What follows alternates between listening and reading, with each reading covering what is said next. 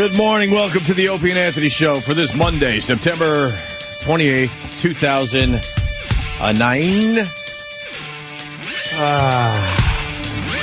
I felt like I had like a week off. We took one lousy day. What's up with the microphone? It's very busy. Why? What's the matter? Something? A problem? Sounds, Something sounding amiss? Whatever. Sounds pretty good. We took Friday off, and it feels like we took a week off. Well, it was a very busy weekend, I think, for a lot of people. Very buzzy. You know, we did a lot of stuff, I think, everybody, individually. Absolutely. We went on our own little ways. We went to concerts. We went fishing. We had weddings. We had baseball games. Yeah. And then I'm sure Jimmy just worked, because that's all Jimmy does. Did you do anything fun the last few days, Jimmy? I did some spots. Well, I have to get ready for my next piece, so I got up early Friday, did a phone to Toucher and Rich. They say hello. I hear they're kind of miserable because they got to just do sports all the time. I heard they had one of the Hart brothers, one of the wrestlers in studio, and then Sports, kind of. That's not sports. I'm saying entertainment. they sound like the same old Toucher and Rich to me. I mean, I good. talked to them for about 12 minutes, and they were the same guys. I mean, Good to hear. No, I was talking to somebody, Bob Kelly, and he said that they have to talk sports all morning, like college football and whatnot. Oh, I didn't hear any of the show. The moment I heard on the thing, they sound like the same show to me. I could talk about college football for about 10 seconds. Me too. 10 seconds longer than I can. Tebow rules. Hope he's okay. He had a concussion. He's out of the hospital. Okay, back to you. What? Exactly. Exactly. No idea. You don't know who Tebow is? None idea. I know Tebow just because my nephew, that was his college before he moved on. Oh, okay. So you It's got a medical some type school. Of vested interest. Well, he's won a few national titles, and he's just like probably the best football player in the last, I don't know. Some would say, I don't know. Whatever. See? 10 seconds. No, because I don't want to. I would say that one of the best college football players in the last 10 years, but then the real college football fans would start calling and. Yeah. Let me tell you. And then I would have nothing. I would just sit here and go, okay, you're right. I'm sorry. Get it. So, you had a show Saturday, Jimmy? I did in New Jersey. It was great, the Wellmont Theater, and Steve came out with his wife. Show in Jersey? Maybe. Nice work, Lou. And Bill Schultz from Red Eye came out, and I didn't ask him about his back. We only talked for a minute outside. After the show Thursday, I talked to Dr. Steve. I'm like, you got to talk to that boy. Yeah. Because if that's MRSA, man, that's not good. Right. That huge effing hole in his back with an X. I don't know what the fuck that was. That was a cyst that was infected, and they gouged it out. And of the him. doctor did a bad job gouging it out, you think? Well, it all depends on what it looks like after a while. It looked horrendous. I've never seen anything like that. I did Red Eye Thursday. See, that's another thing I forgot about. I did Red Eye Thursday night, but we didn't have a show Friday, so that's like history. Oh, my God. Yeah. But what a long goddamn week. And what did I do? Oh, my God. Then I went out to the Ron and Fez thing. Oh, it's all the blackouts all coming back to me. You just realized you went to Ron and Fez. I fucking got boxed with Dave, Eastside Dave, with fucking intern Paul, with fucking Pat from Munaki. Pat drinks a lot. No, but I was. And he just likes to hang around. Steve from Bayshore and some annoying fan. Wish I would have remembered about that Ron and Fez thing. How was that? Yeah. What do you mean? don't know. I wish I remembered. I would have stopped by. They were promoting it every 5 minutes on their show. I mean, I would have stopped by and seen everybody. I missed the entire event because I did Red Eye, and then right when I got done taping Red Eye, I went over there and they were done, but some of the people party weren't wasn't done, right? No, all I remember is the lights coming on and the guy going, "All right, gonna have to leave." It's all coming back now. You remember, I vaguely remember washing small teeth and blood out of the tires. What a jerk. I do remember having some fun though. That was good. I'm bummed I didn't go to the Ron and Fez show. I thought it was smart to go see U2. Oh, right. How were they? Were they no good? What? Dude, you got VIP tickets. You went to see one of the biggest bands in the world. How could they not have been fun? Yeah. Let me explain for people that are not in the New York area. Giant Stadium is the worst place on earth to go to. because it's just a nightmare to get in and out of the place. And when you finally get in there, if you basically got to decide to take the day off so you can get there early and get a nice parking spot. But if you're a normal human being, hopefully like myself, you can't just take the whole entire day off to hang out in a parking lot waiting for U2. So you leave. In my case, I decided to leave, I don't know, a half hour before the band got on stage from New York City. That's plenty of time, okay? Thinking everyone is already in. And they were all already in, but the problem... Hold it. You're crazy. No, I got there in time. I'll tell you what the problem was. Why is he crazy? A half hour before the band starts? That's an exaggeration. Probably like 45 minutes or so. Oh, okay. But, I mean, basically my point is I decided to let everyone else get to the show because it's either you go late or you go 5 hours before the band hits the stage. That's the reality with this dumb giant stadium. And this is the reality when you go to one of the football games over there, too, because they're building a new stadium, so there's no parking, and it's just a nightmare over there. So I get there, and sure enough, I got right into the parking lot. And they directed me to my parking spot after paying $25, of course, which was I measured it. I measured it. You measured a mile and a half from the stadium. How'd you measure? I parked. Wow. I looked at my speedometer because I knew where they were taking me. I'm like, oh, here we go, way in the back. In this, they made like new parking lots in the middle of the swamp or something. Why couldn't they have gotten you? Because they have ways of doing, like if Pete gets me tickets for something, he'll get you this, and they get you VIP parking. There's VIP parking. Well, that's if you work for a real company that takes care of their employees. That's something I kind of want to get into for maybe 30 seconds. Yeah, that's how a real company does it. Not here's your tickets. Good luck to you. I can't help you out with this conversation. No, I know you got. We'll get to the baseball thing in a second. He sat on Jeter's hand. That's fine. You're more important than me. I don't give a shit. I'll move on from this fucking shithole. I fucking had it. More important? No, I think it was just easier to get a quality ticket for the Yankee game. We don't ask for I swear to God, we're not divas. For nothing. I could give you a whole list of divas that work here. We're not divas. Yeah. We barely ask for anything. And I asked for the U2 ticket. So anyway, it was my own fault that I'm a mile and a half from the stadium as U2's playing. Now you're sprinting into the stadium. Did you hear? But were you in the stadium when they went on or no?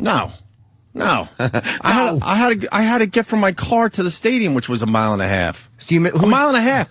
I think there were, let me think, maybe 20 cars that were further than me. 20 cars. Shit. Maybe. Wow, that's bad. Maybe. Oof. I was close to the last porta potty before you hit I don't know, the Meadowbrook Expressway. That's it. So then I get in and my seats were mediocre at best. Mediocre at best. There were 88,000 people there, I believe. I think they set a record.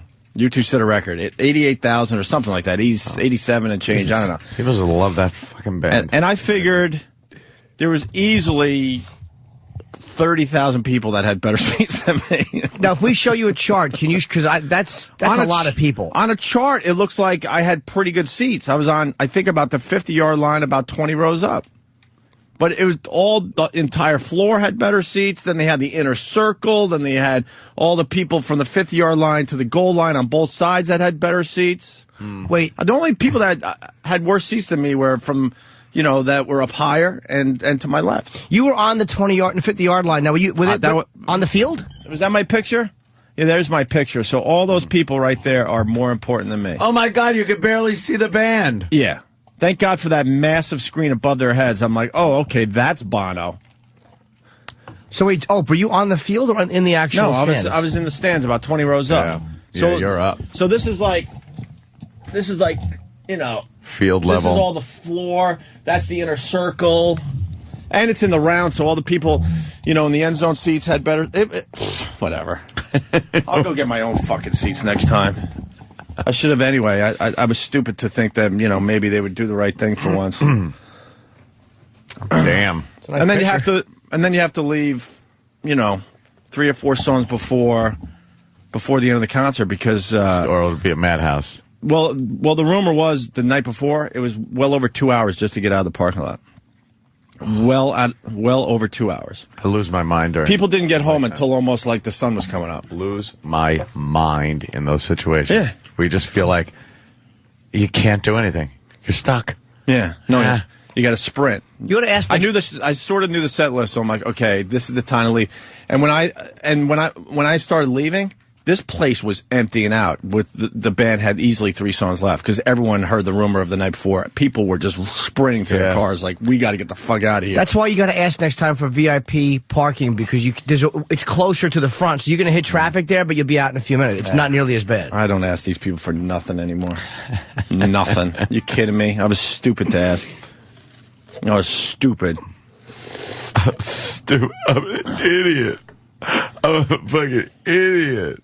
I mean, in all fairness, they gave me the tickets and they said, well, you know, this is what we got for you. So, you know, it was up to me to go. So I will make sure people know that. But, yeah, you know, I was like, come on. I think we have 200 music channels at Sirius XM? Something like that. I think we're pretty big in the music biz. In the music biz. I think this company's pretty up there in the music biz. And I guarantee if other people around here asked for U2 tickets, they wouldn't have needed binoculars, my friends. Well, did they do a U2 channel or was that XM? I mean, it was one of the two that did a U2 channel, right? I don't know. Wasn't there or no? I have no idea. Well, how were they? U2? Yeah. Well, you're not a U2 fan? Yeah, I'm all right. I'm not crazy U2 fan. It wasn't my favorite show. I've seen them probably close to 20 times. Yeah. But their rock anthems rule. You know, they get the whole crowd. The new album's not that good is the problem. No. So you got to sit through a bunch of new songs that no one gives a shit about. Yeah. Which this is the first time this has happened to the band in a long fucking time. A long time.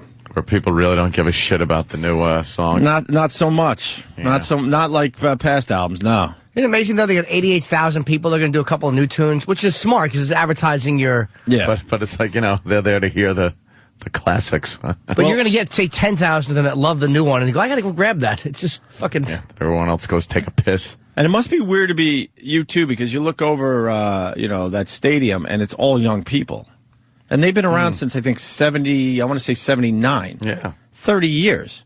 So they barely play any old stuff anymore. They don't even acknowledge, their old stuff, except for their, monster hits from the past. But they don't really touch on any of those albums anymore because the newer audience, they don't know them. That's a new album to them. Yeah. They don't want to hear it. They just want to hear the last 3 or 4 albums. That's it. Yeah. So it was all right. I give it a C. My experience a C. The experience is C. Yeah, the band B+, and You gotta leave early. I'm fucking earnest early at shows. Like I like to see. My favorite part is like when you fucking stand there, everybody's getting antsy, and then the lights dim. Dude, and the show's about to start. Like I love that. I was having this conversation over the last few days with somebody. Like living in New York, it is the strangest thing. You can't do anything because Giant Stadium, for the people that don't know, is you could. What is it? 15 miles from Manhattan? About that. 2 hour west, tops. About that, yeah. Right. Okay. Take Route 3 west out of Manhattan. So to leave early for an 8 o'clock show, what time would that be, Jimmy? 6:30, 6? No, I would leave for an 8 o'clock show. Is that with opening band? Yeah, Muse, and I want to see Muse so bad because I really like those guys. For an 8 o'clock show, I would have left. Personally, I probably would have left at 5:45. Okay, that's just to get there early, take a piss. You're proving my point. That I would do that too. What is happening at 5:45 in Manhattan? That's the problem that you're faced with. Shit. But there's no way to avoid it on a Thursday or Friday. No, I know. Yep. And the rush hour in Manhattan, it's just gridlock getting to the tunnels and bridges because there's only, 4 or 5 ways to get off the island. Right. For the people that don't know. Rush hour, trying to leave the city at between 5 and 7, because we used to do it after our afternoon drive show, is a complete nightmare. Yep. So now you're like, okay, do I leave at 5:30 and sit in traffic for the next 2 hours?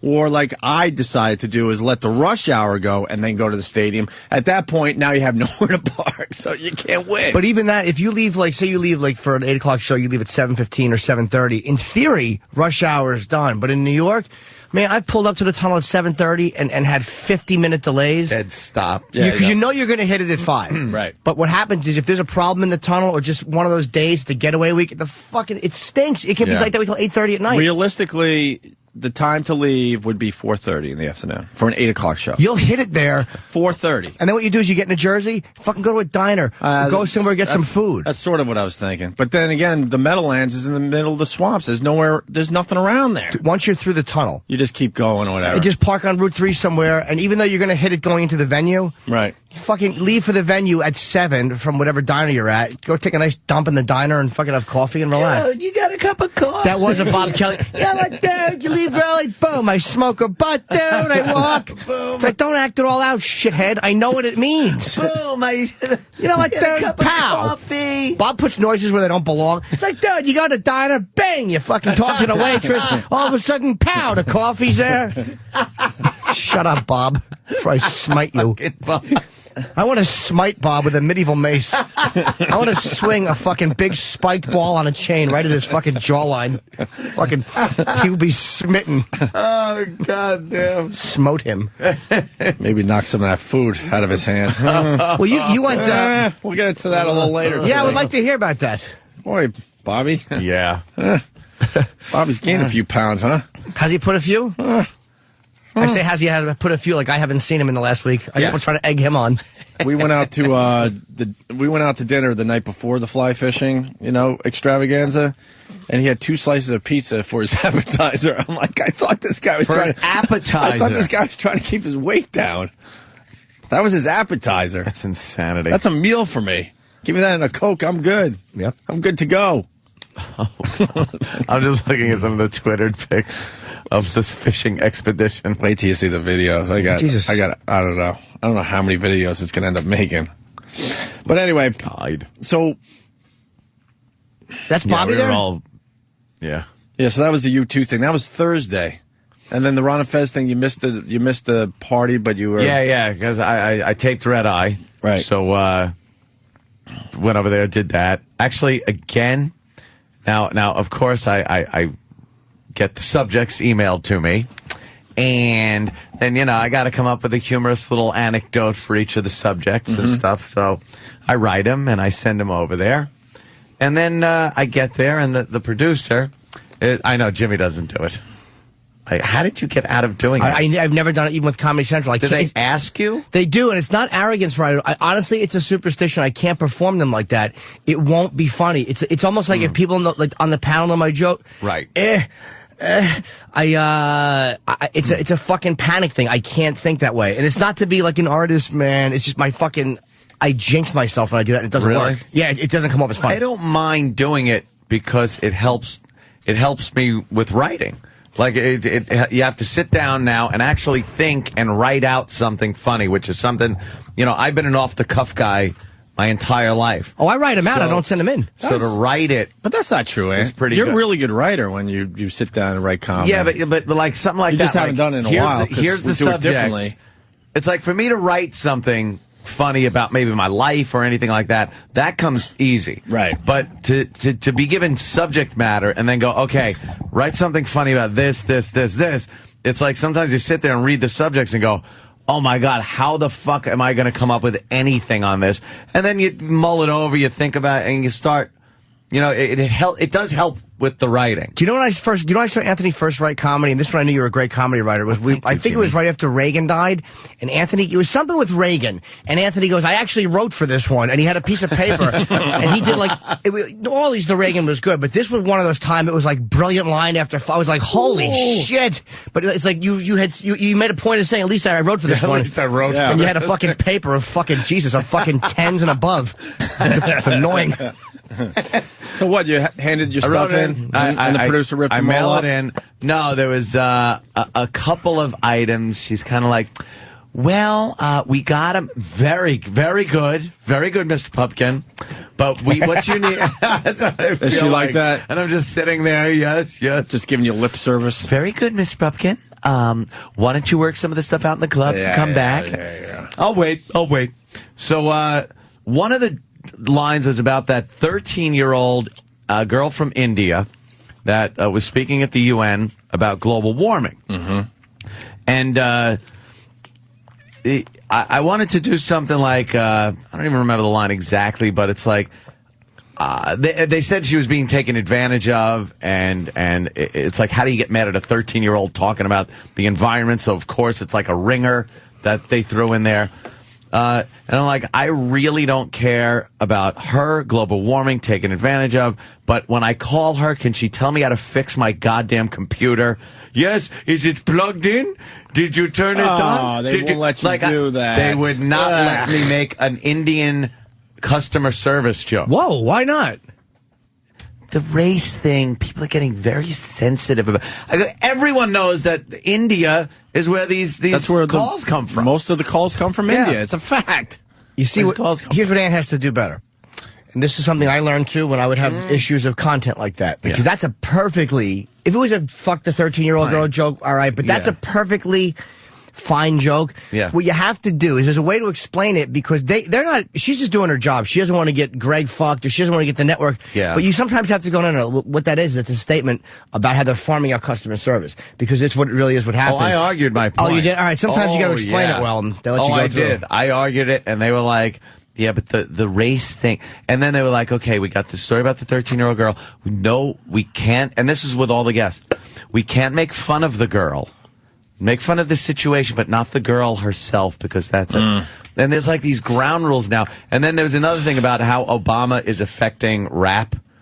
Somebody was saying how Obama's affecting rap, and it's not so much, gangsta anymore, as it's trying to get more political and things like that, which I think is bullshit, but... whatever. And they had something where I said at the tagline of it was just, so just keep rapping about guns and hoes. Didn't want me to use the word hoe. Oh, hoe. Imus had a little problem with that. But because but the context of Imus's problem, was nappy-headed hoe. That was the line that got him in trouble. And the context of using it based on college girls and offending them and stuff. The word hoe by itself, if you're talking about a rapper, using it as a lyric, is nothing. And it's like, now, could you replace that word with something else? Like, all right, how's cunt? Bitches. How about bitches? I said bitches. They go, well, they'd probably bleep that. It's like, there must have been something. Something must have happened. Yeah, and I know Greg is being, he's not overly paranoid at all. I know he's careful because he's doing every Friday on O'Reilly now. Like, his show is getting a lot of notice, which is, the network likes the show a lot. They've obviously had him on for fucking 2 full seasons. So maybe they've gotten some flack and they had a big problem with Canada over where he was getting death threats. And he's gotten apparently. Canada got into the act. And it affected Fox in Canada. So I understand being cautious. You should be able to say all that and more. I agree. Come on. What the hell? It was basic. And I've been taming things down because I know that they're going to pick them apart. So, that was just a little like, whatever. That stinks. Went through it. It was good. We had a great time taping it. And then I wandered over to Stout for the Ron and Fez event, which right when I walked in was just ending. So I just ran up on the stage and, did a what did I miss thing. Like, all right, I'm ready. Because I heard Fez going like, all right, good night, everybody. So I'm like, what did I miss? I turn around. Fez's Hitler mustache is gone. So are his eyebrows. What? I don't know what they took his eyebrows off. But they took his eyebrows off too. Oh my! And then I look down on the stage and there's big hunks of Spam on the stage. I'm just going, I don't know what the fuck happened here, but it's a disaster. I'm sure they'll be talking about their big party. Yeah, baby Hitler.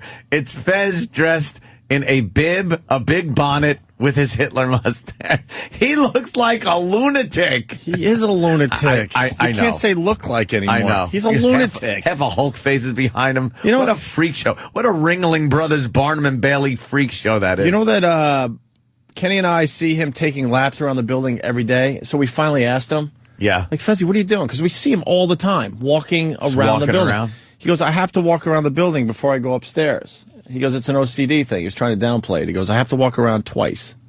He does 2 loops around the entire building, before he comes upstairs or something. And he does this every day. I'm like, that's got to be exhausting. God.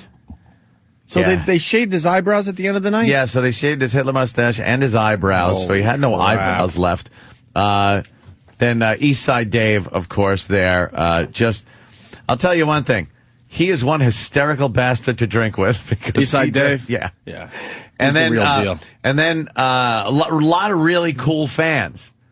There was a lot of really cool fans coming up, saying hi, taking pictures, which is fine. Then there was annoying fan guy. who would not, like, we reached a point where it was like, said hi to a lot of fans, took a lot of pictures, still saying hi and shit.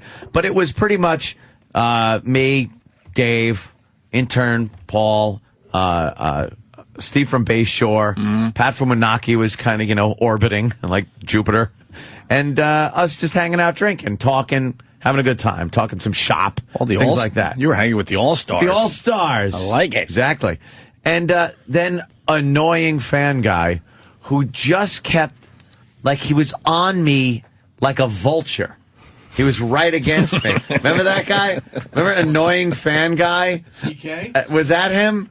What's his name? BK, Paul? PK, I think it was. PK. Yeah. Okay. Annoying fan. Like, we all have fun with the fans and everything, and it was great, but then we reached the point where it was like time for us to just hang out, talk a little shop, goof, drink, just have fun. Yeah. And this guy was on me to the point where I had to turn around and go, dude, you gotta give me some room. What was he doing?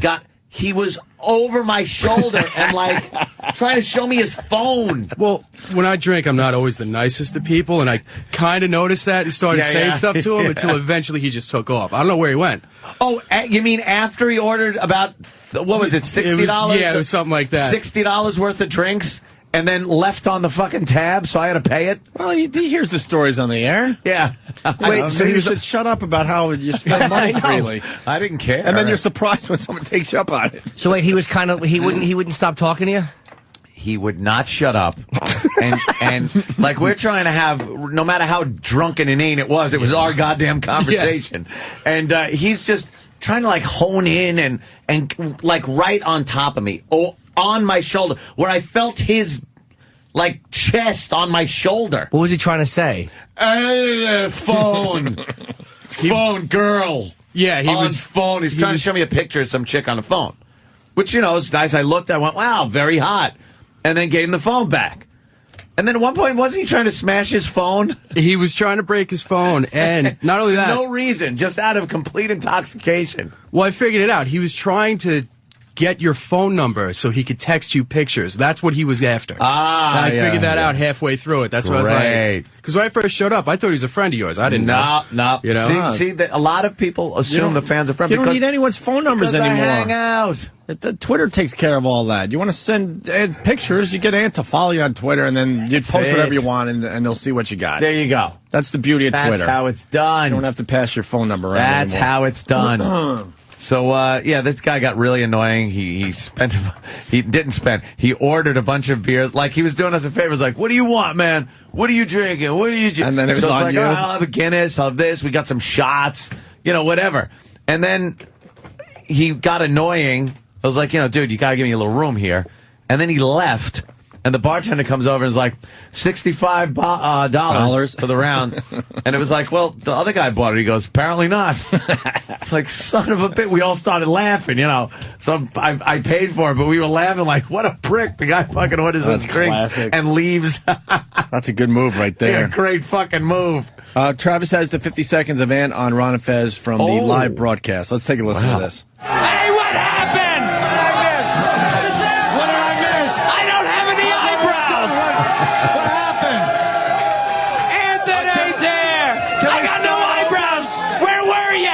Shit. I got no eyebrows. Did I miss the party? Yeah. Shit. What a running. And your brother told us why. Oh, yeah. I was having a stinging feeling when I peed, and I figured I better have it checked out. What's with the spam? I don't even know. I'll hear about it later. I missed everything. The spam, the fucking... We can explain, Dad. Guinness. We can explain. All right, everybody, let's hear it for Ant for coming in the last one. Ronnie just wants out of there. What the fuck, Ron? Ron wanted... the end of our show. Ronnie wanted out of there so bad. Ron wanted out. There was a little set happening there. He wanted out. There was a set. Fezzi was going to explain some stuff, and Ronnie's like, all right, thank you, Anthony, for stopping by. All right, thanks a lot. Get out of here, then, Fez. We've been there a million times. Why did you show up now? I want to leave. We're already out the door. So we closed that motherfucker down. Were you really wasted there? By the end of the night? No, right there. Oh, no, I had just gotten there.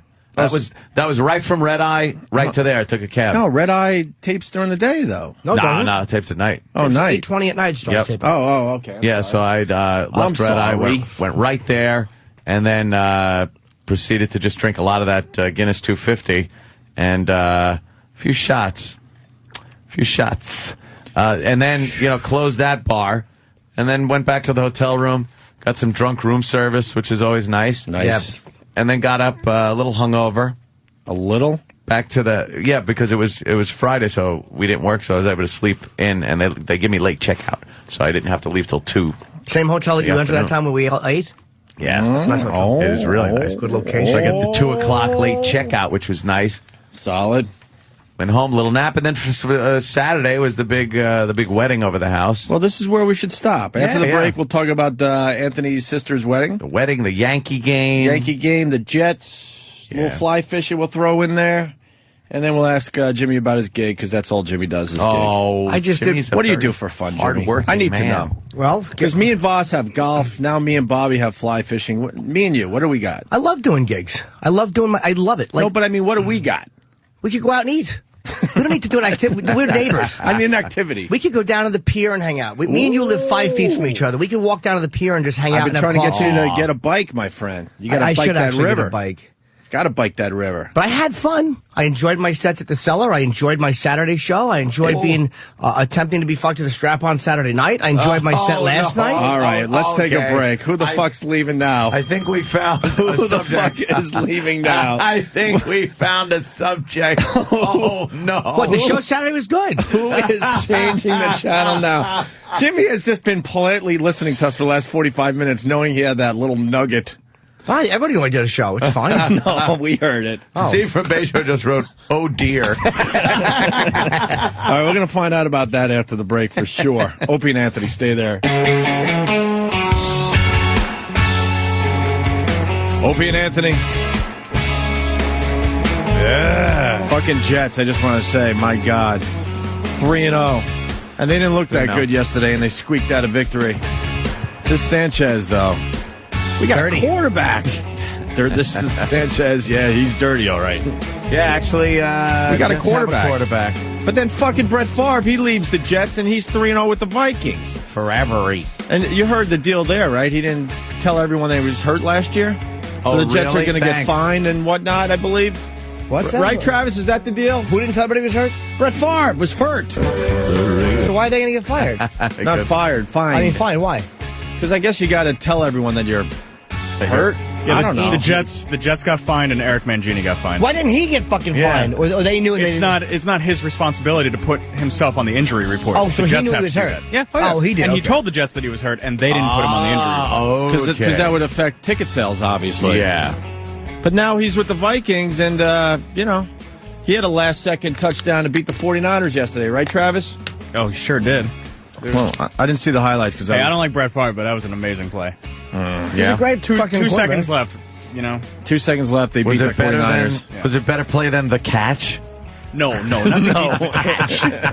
Stupid the catch. But this Jets team and the coach, very exciting year for us Jets fans, I got to say. I mean, it's early still. I understand that. But there's a lot of excitement coming out of Jersey where the New York Jets play. Big Blue also 3-0. I hate Big Blue, though. Big Blue. I'm not going to acknowledge Who are they playing? The Giants. fucking Buccaneers? Oh, my God. Did the Buccaneers look like shite? I had to watch a little of the game 24 during the zip rain delay as I sat in the rain yesterday.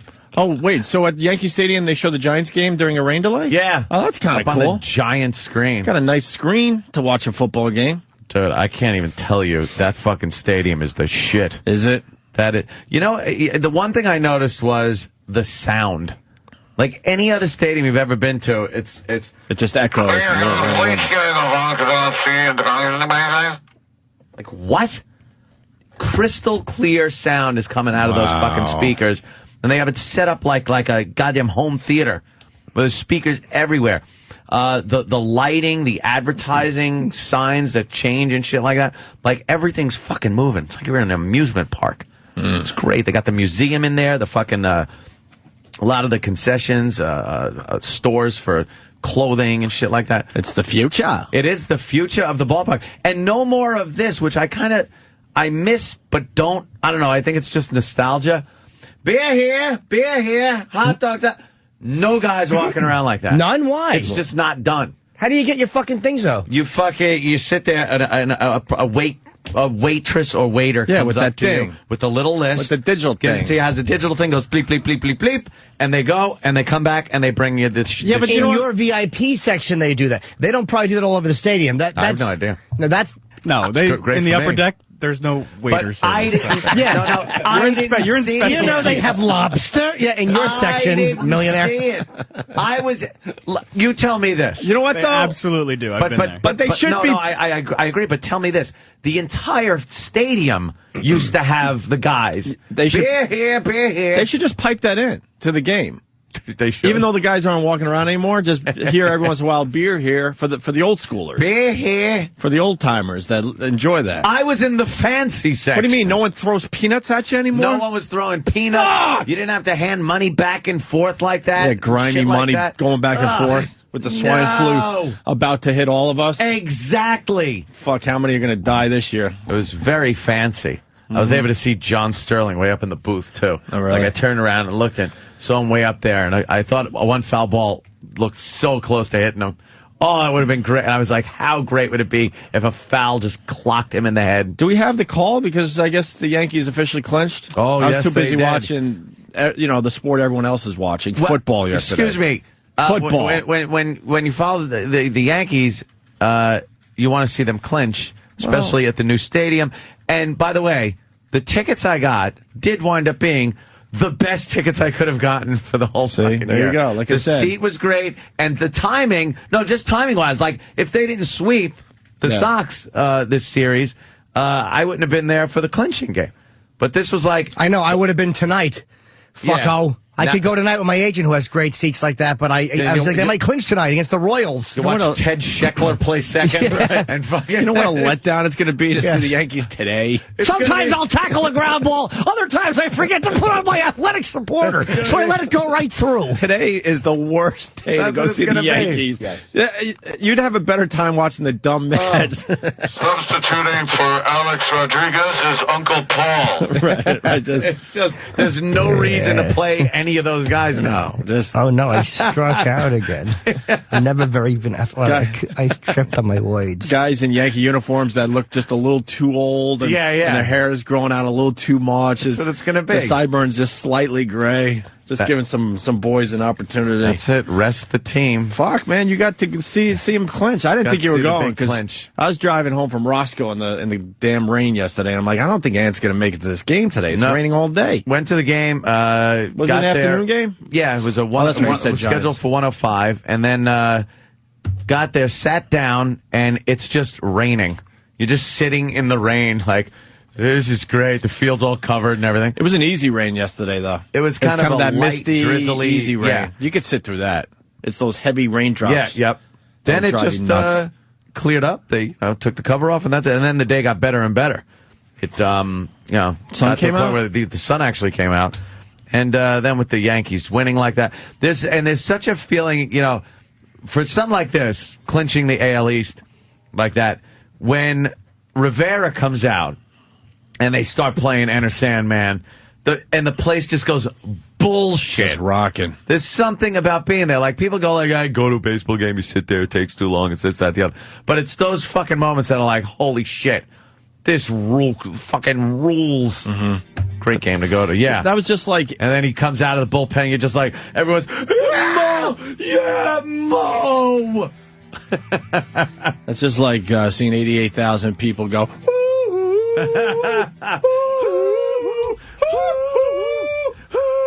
Bono loves that. Many different variations of the... Very cool, man. You picked it. I didn't get to see the fucking Mets in their new stadium this year. I ain't going now. Oh, well, I was... poor Mets. I was doing some counting this morning. Mets, I think the sixth worst team in baseball. That's it? There's only, I think, 5 teams that have a I worse swear record. I thought they were the worst team. No, there's somebody's got like a 318. Wow. The Nationals winning are the worst percentage. team. The Is it Nationals, the yeah. Nationals have like a 318? Yeah, they're horrible. They're by far the worst team in Yeah, baseball. so They're, horrid. Fuck. they're 52 and 103. That's like that's Wow. the Yankees. That's the Yankees backwards Yankees. Yeah, Yankees- almost by 3 games. about- Yeah. Yankees won 100 so far, right? With 6 to play, I think. 5 to play, something like that. Hysterical. 6. 6. Yeah. There could be an issue with them winning the next 6 games. I think with, I don't know. It's gonna be, No, the Yankees got to keep playing. They got to fucking. they got to keep their team healthy. What are they? Exactly. You think you're going to see Rivera in any of these games? You might, though, so they I don't get say too no. rusty. Yes, they don't get too rusty. You might. Wow. Remember, Jimmy? Yes, I'm right here. We'll get back to the Yankees in a second, but it reminds me of something. Remember, you're talking about the Cowboys and that preventive fucking defense bullshit. fucking hate it. I'm listening to. I actually didn't watch it just because I was in the car. Thanks to SiriusXM, I'll pet the dog a little bit today. Ooh. That football fucking coverage, holy Yeah. shit! You just go around the dial listening to every game in America. It is great. And then one channel, all it is highlights the whole yeah, time. I had that. I didn't even know I had that. I forgot I Dude. I listened to Boneyard. That's all I listened That's all to. you listen to. The Boneyard. I was in horrendous traffic and rain and fog. I didn't even give a shit because of the SiriusXM football package.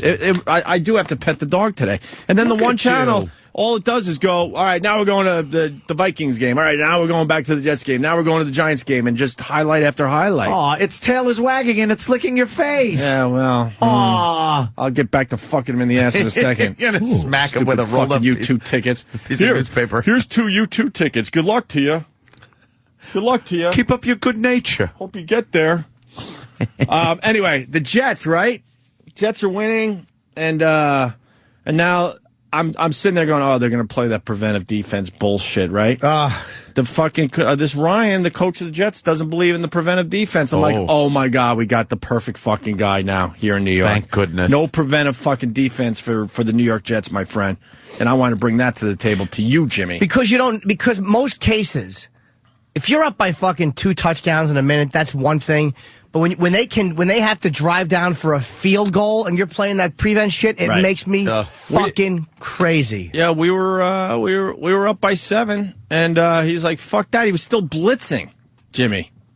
I like that. Blitzing. I like that. Yeah. I think we finally, the Cowboys finally blitzed, and Cowboys play tonight, no? no, but I mean last week. I think they finally blitzed and and there was a tip ball that was caught, and that was one of those things you can't. Cowboys Panthers. Can we listen to John Sterling calling the Yankee? What is it called at this point? Is it a pennant? What is it, Ann? I don't know. It's just AL the East AL, champs. East. Right. Pennant's the next round. Sure. Yeah. All right. Let's hear this. 1-1 to Ellsbury. Swung on and grounded back to Rivera. Fields flips to first in time. Ball game over.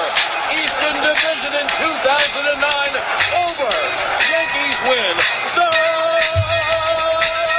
Yankees win.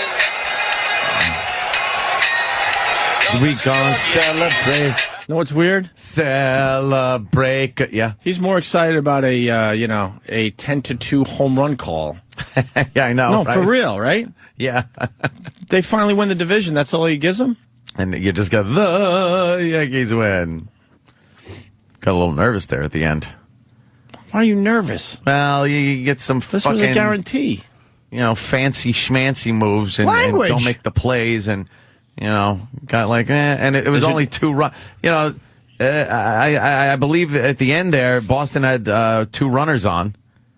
And, they were only two fucking runs behind. Right. So it got a little dicey. Nah, you're gonna be all right. Your team healthy for the playoffs? Yeah. That's always a bummer when you have like a team you're following all year and they're just kicking everyone's ass, and then your star players are hurt at the end of the year when it really matters. You're like, fuck. Why wasn't Posada playing yesterday? Why would he? He can just rest Why him wasn't up. he? Just for I rest? took a day off. Catchers Just take day days off? off more than Yeah. everyone else. Yeah. Because the beginning of the game, it was like, all right, this guy can't fucking hold on to the ball. It kept just going out of his glove, fucking behind him. Who, Jose Molina? Yeah, Molina. I'm like, where's Posada? And Posada's like a clutch hitter guy, too. Maybe they played him because maybe Posada's a little sore and they got to give this guy some playing time. Get in there, suck it up. Hey, that's my sentiment exactly. And for you golf fans, I'll make this quick. Phil Mickelson wins the Tour Championship yesterday, but Tiger Woods wins the FedEx Cup.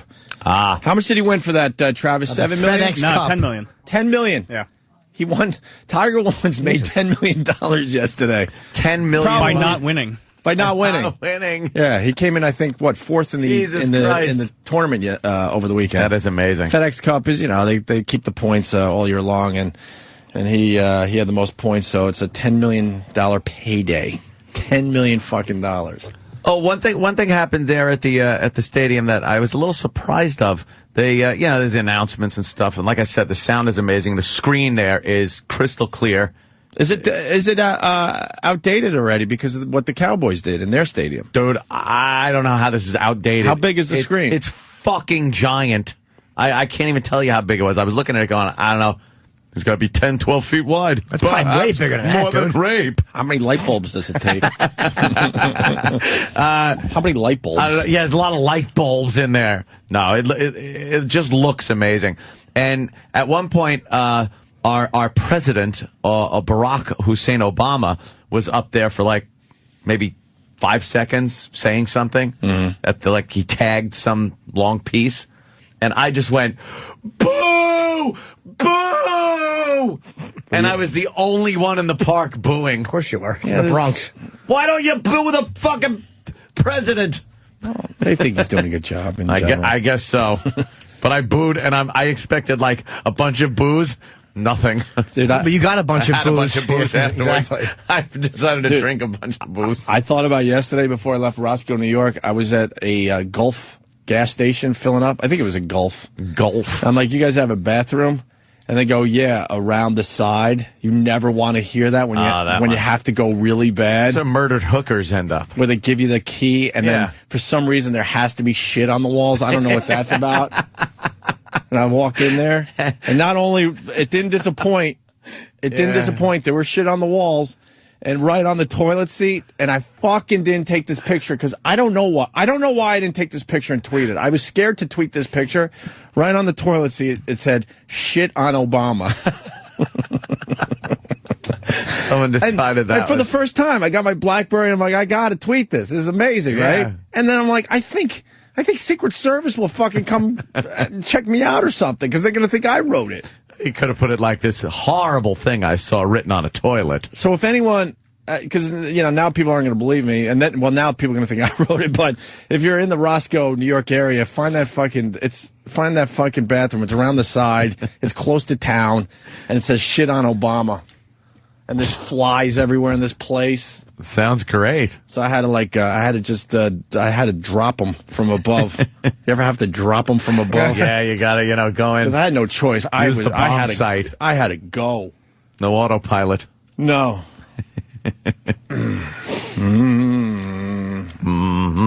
What about NASCAR? I'm sorry, I'm out, Daryl. I couldn't help you out there. Waltrip? I need.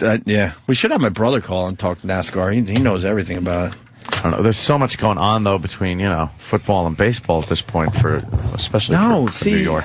No, if your team's still in it, a lot of us, it's all about football now. Oh yes, I'll take a peek at the playoffs here and there. But Met fans, we've been waiting for the Jets. We have something to check out now. 3 weeks in a row now. Yeah. You're confused. You have to deal with a couple different things at the same time. It's a thing called postseason. Look into it. It's great. I know. It's a lot of fun. Well, I'll tell you. Although the Yankees haven't really been much fun to watch in the past few years. Since 2000? Yeah, they've had a rough... No, they went to the World Series. I went 2004, I think, when they lost to the Marlins in 4 straight. Or did they get swept? Yeah. I don't remember anymore. Fucking it was humiliating. Anthony? That abominable loss to the Sox. It was horrible. Let's not forget that the Islanders' home opener is this Saturday, and I will be there. So I guess I'm with you, because now I got to deal with hockey. And football. You got hockey, too? You deal with baseball and football. But you don't have a football team for the most part. No, I like watching the Jets, but I think I'm more a Giants fan. I am, but I'm not really a fan. So I haven't been this into football in probably 5 years. I don't know what happened. Got a quarterback now. Maybe that is. Maybe that's what it is. First time Jets have been 2-0 since '62. 3-0 now. Trey, we're up to Trey.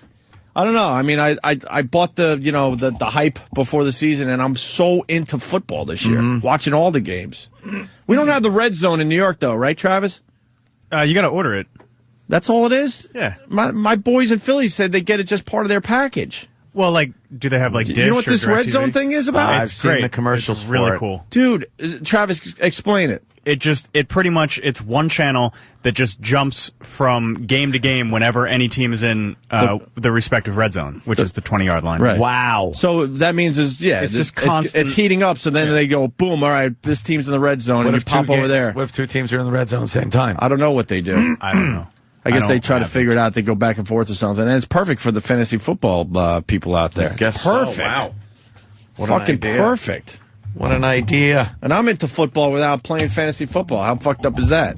Because most people that are into football these days, they don't even know what's going on in the, in the games anymore. They're just, focused on their players. All right. So the wedding. It leads us to the wedding. There was the wedding. We're spending like 2 hours on today's show just trying to play catch up.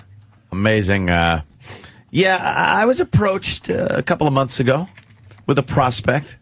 My sister and Patrick were getting married. That's very nice. They have little Warren is their son, my godchild, and they getting hitched.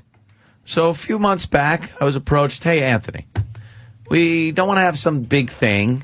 Don't want to go to rent a hall and stuff like that. So we were thinking of having the wedding in your yard, and then just have a party at your house. In your yard. I love how he just says in your yard. All right. That's Dawn? Yeah, that's Dawny. Holy shit. Is she Hey. a MILF? Hey. What? There's nothing wrong with saying she's a MILF. Dawny looks very good. Wow-wee. So they said... The Hugheses are big fans of Dawn. You know that, right? I know. Me and my brothers. love we all Dawn. love Dawn. I know. Big fans. That's why I should have been there. So they, I said, of course. I go, no problem. Mm-hmm. So then it gets around to the planning aspect of it. And me, nothing. Of course You'll not. get nothing out of me.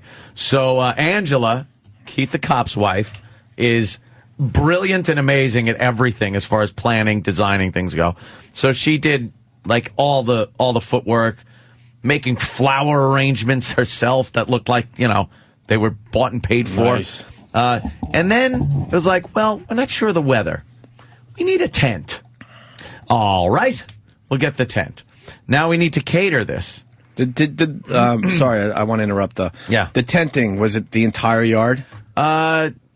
No, there was parts left out, but it went from like the house all the way out to like the fire pit. Jesus. Dude, that's a big tent. Yeah, it was big. All the tables were underneath it just in case it rained and shit. I got an old high school buddy. He's in the tenting business. I don't know if you used him, whatever. I should have probably. What did he want to do before he wound up in the tenting business? Because your goal is never to be in the tenting business. No. He odd jobs for the most part, but he found this tenting thing with his brother. He's fucking raking in the cash. Yeah. People need their tents. They need tents. This guy now has a crew and trucks and a warehouse. He started out like he just bought a few dumb little tents for like just, tiny little ones. And now he's got like the big ones that are involved and all that shit. He's stolen my idea! Tents, tenting? No. Tent Emporium! We have tents of all sizes, up to 8 feet. That's not all Hey, sizes. It certainly is. 1 foot, 2 feet, 3 feet, and so on and so forth. But Ted, what if it rains and I got all these people at my house? They all stand under there and talk to each other, Gregory, or get 30 tents. I recommend that. Oh, so instead of getting one big tent, Many tents! you get a lot of, but then doesn't that keep you from talking to each other if you're in your own No! Everybody has cellular phones. tent? So you call each Sure other. you do. Or text. Text each other from your respective tents. Yes, you do. They're like little Boy Scout tents. It's fun. Tent Emporium stinks. So you got the tenting. Sorry, I interrupted there. No, that's fine. The tent went up, and then it had to be catered, So, of course, we go to Basil Tees, who does all my catering. Just amazing. And then, we got some hard drinkers. So we had to make so Keith had to make the trip to the liquor store, which is when I got the text, which I hope I still have Keith's text. I would here. love to know how much booze you went through this weekend. I would Is there any too. way to figure it out? I don't. Is there know. any way for real?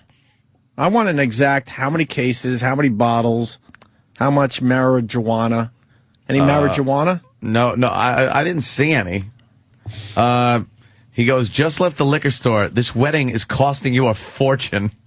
I said, yeah, no shit. So apparently between everything, the booze, the food, the tents, the everything else, it went from, hey, can we just do this at the house, to it was set up like a catering hall. Jeez. And the whole thing went out on live stream because Patrick has a lot of family in Chicago, couldn't make it. Right. So people could then watch. But all I'm thinking of is family watching as that horrific text scrolled by, because no one ever has anything nice to say. So I just pictured a horror show as they're watching. And yeah, it's supposed to be a nice thing for this. They don't understand the fans' mentality yet. This poor family in Chicago. And that, yeah. They don't understand that. And now the camera made its way from like outside for the ceremony, and then I brought the camera in and was broadcasting the karaoke stage, because now this was the big shakedown of the karaoke. So we got the bar area, everyone's down there, the karaoke's cranking, and you had black people at your no, house? this is a commercial. Oh. I got confused. Then Keith accuses me of alcoholism, saying something sexual as far as his daughter's concerned. What? That was picked up on live stream, and I vehemently denied it, which of course I did not say. What do you think you said? I was commenting on her upper region. Jesus. But I didn't. Don't say Jesus, I didn't. What do you think? His daughter? She's 14. What were you saying? Oh my God, she's too old for you anyway. Say anything. Are you chomping at the bit, Ed? I didn't say anything, and I know I didn't. Only 3 years and to go. I said, what? I go, I would never say that. What are you talking about? He goes, I heard it on live stream. I'll let you slide. You were drunk, LOL. I go, wait a minute. And I even said, I go, well, what I did did you not possibly say? I go, I'll listen back, but I guarantee I was either talking about someone else or something else, or it wasn't me at all. There's no fucking way I would say that. No way. What was it that you said? What do you think you said, and who were you talking about? If you didn't say it, then it doesn't matter. You're probably talking about somebody else, and maybe she ran by, and it just the way it got picked up. All right, here's the exact quote. Oh, shit. Here's what he said. Go ahead. He goes, asshole. Did I hear you correct? You want to see my daughter's tits? I hope your scope is more powerful than mine, mister.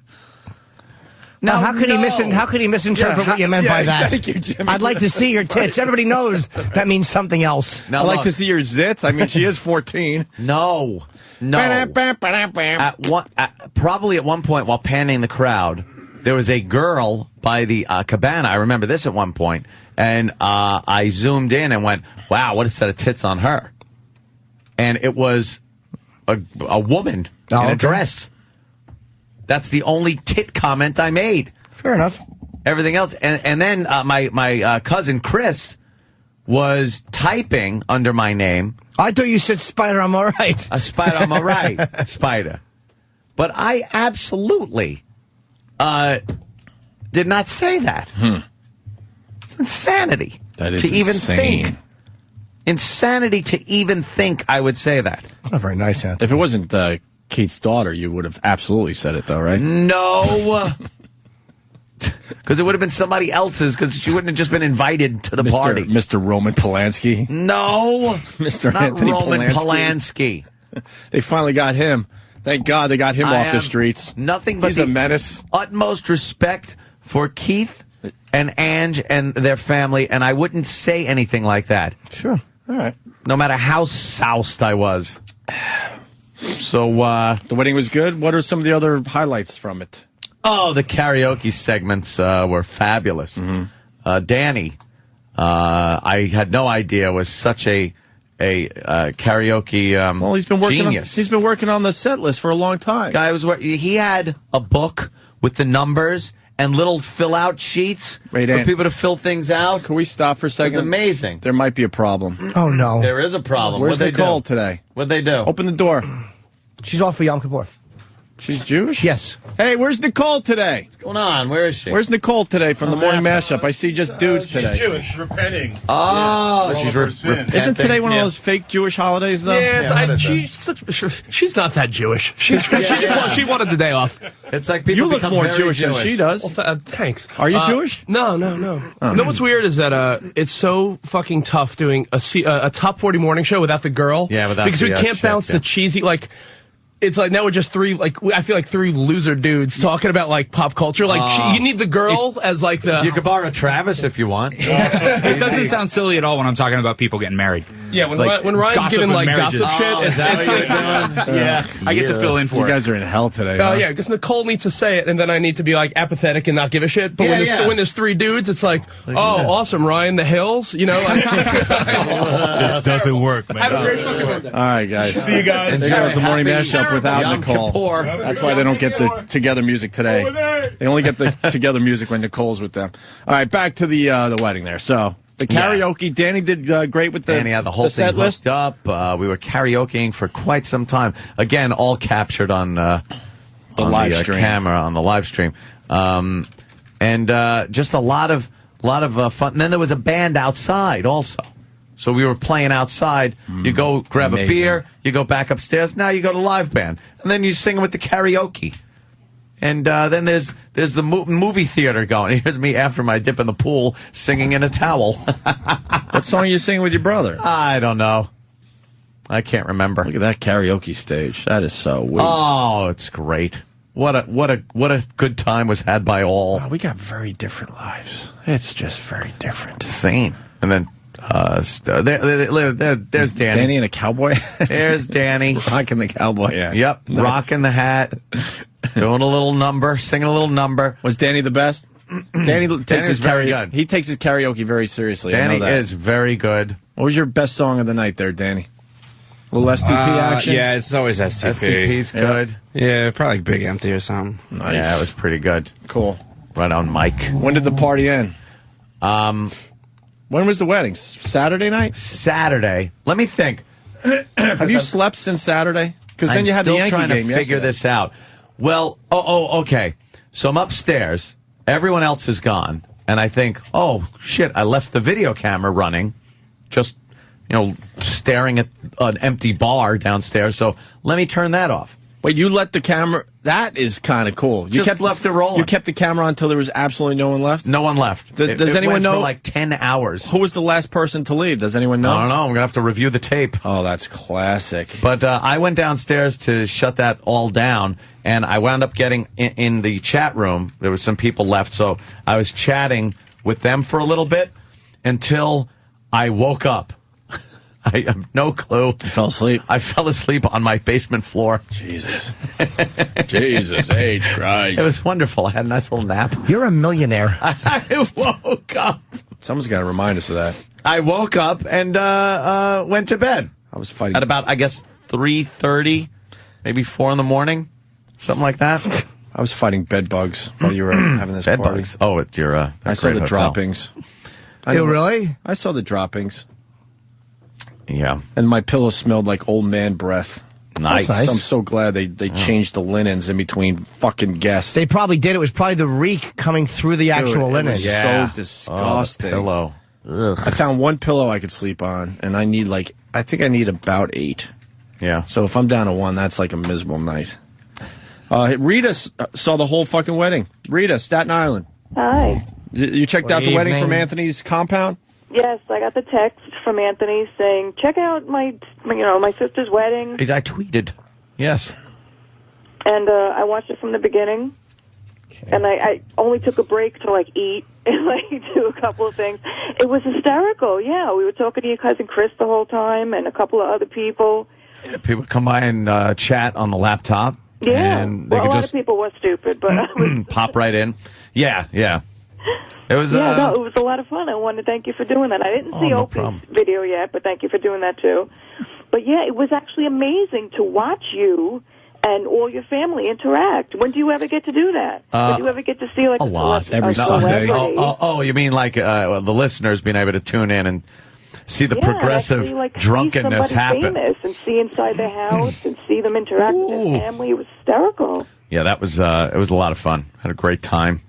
We're innovators. Yeah, we did too. We had a great time in the chat room and talking to your cousin and seeing everybody. Yeah, it was so fun. Awesome. Thank you, Rita. I want to get a few more people in here. Cigars and Scotch actually wants in.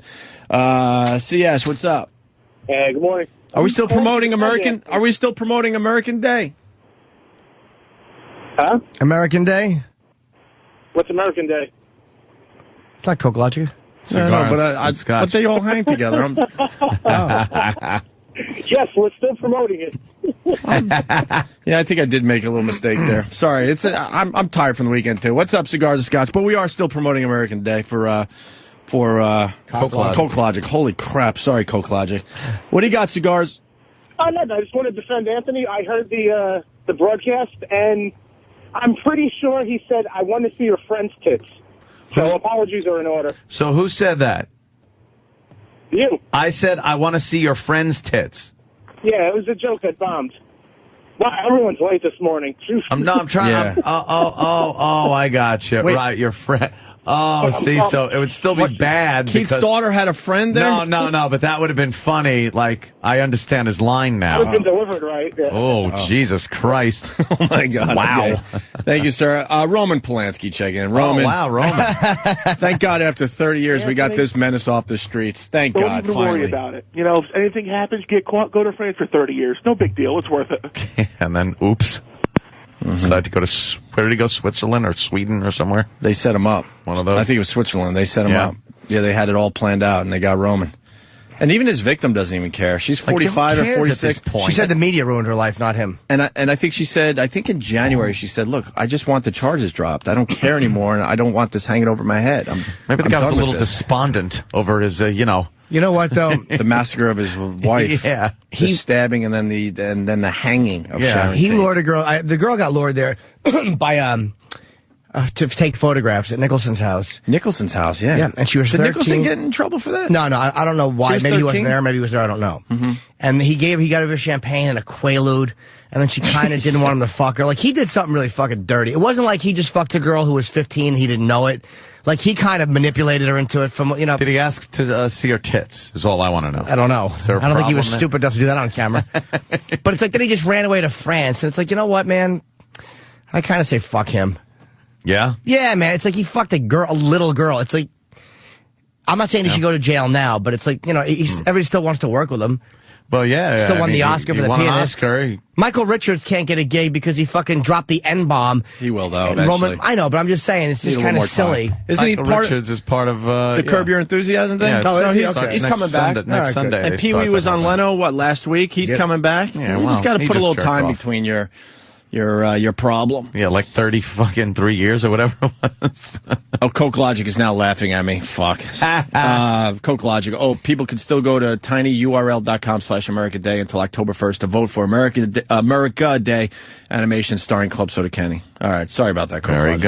good. More phone calls about the big wedding. We didn't forget about Jimmy's little teaser. Trust me. What teaser? I didn't forget, Jimmy. Something about a strap-on. We're going to get to that after the next break. Mick in Atlanta. What's up, Mick? Hey, boys. Speaking of doing stupid things on camera, I was wondering who those people were in the background we could listen to during the live stream talking about buying marijuana and doing drug deals. I was cracking up. They're just making drug deals on the internet. Oh, yeah, people could just, listen in to everything because the mic picked up everything. The mic picked up they were everything, buying- apparently. I heard maybe some, I don't know, I think a little coke and a lot of pot was purchased, or at least one, or was craved after for sure. All right. Well, no drugs were in my house, my friend. Oh, if they were going to purchase, course. they were leaving, and that's their business. They could talk I know. about drugs all they want, but my house, drug-free zone. Drug-free Absolutely. zone. Absolutely. I dare to say no. All right, thank you, All sir. right, good luck, guys. All right, let me say hi to David. David, what's up? David. Good evening. Hey, Good David. evening. Happy birthday, Jimmy. Thank you. Hey, Ant. Hey. You sound like, when you were talking, it was sounding like a damn scene out of There Will Be Blood with Daniel Day-Lewis, a fucking millionaire, drinking himself to death. He wakes up with a fucking steak in front of him on a plate on a bowling alley in his damn in the bottom of his house here, shooting fucking plates with his guns in a hallway. Man, come on, man. What are you doing, buddy? Kind of similar. What am I doing? I'm having fun. Trying to. All right. Let me say hi to Dave in Pennsylvania. Dave? Hit her, Dave. Yeah, what's going on, guys? Hey, man. Hey, man. Janice Joplin had to stop by, man. Did Janis Joplin stop by? No, actually, no Janice. Janice didn't stop by. Your mom didn't do any karaoke? Nah, she didn't sing. She didn't sing? No, there was some Janice in there, right, Danny? Of course. If you're doing karaoke, you got a little... I don't know. I think she was upstairs. You know what it is now? And I'll tell you. Oh, the grandma thing. It's the kids. It's all about the kids and grandma. She walks around with the kids. It's all like, they're all cute and it's fine and well and dandy and everything. But then certain things just go get kicked by the wayside. Less attention for you? Less attention for me. Oh, she sang outside with the band. Oh, okay. See, I missed. There were two whole different things going on. Yeah, I knew she would sing. She has to sing. She likes her singing. There were absolutely two completely separate parties going on at the house. One outside with the tent and the band. How many people were there? And then one downstairs with the karaoke at the bar. I have no idea how many people were there. I had no idea. When I woke up the next afternoon to get my ass to the Yankee game, I still had no idea. Ange came over and she goes, "So who's here and who's not?" I go, "I have no idea. I don't know who's even sleeping here or at my house." Are people smart enough to lock the door for you if they're the last person out? Well, there's usually enough people there to, thwart Figure it anything. out. And I'll just fire. And were you walking around with a gun? People want to know? No. Not at a wedding. That's kind of, silly. And I guarantee your uncles had you covered. Yeah, you don't have to worry about that. No, you don't have to worry. No one's going to touch the bag here. Giambi was trashing Sterling. Striker. Really? Oh, good. Was he? Striker. Morning, boys. Yeah, Giambi's playing here in Colorado now, and he was being interviewed on one of the local sports stations about 3 weeks ago, and a caller who apparently must be a fan of O&A also called up and was asking him his thoughts about Sterling's nicknames for everybody, and he says the first, 3 or 4 times, they're funny. He says, but after that, he says, you kind of get chills from them. When he goes, the Giambino? Yeah, he just, you could tell he wanted to say more about it, but since he was he really was trying to kind of bite his tongue a little bit.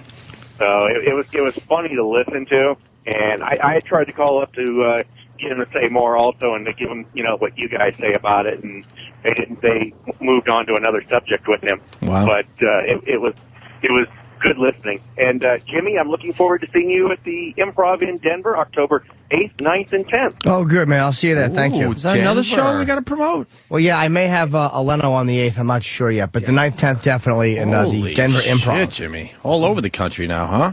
Yeah. And you're going out to Leno when?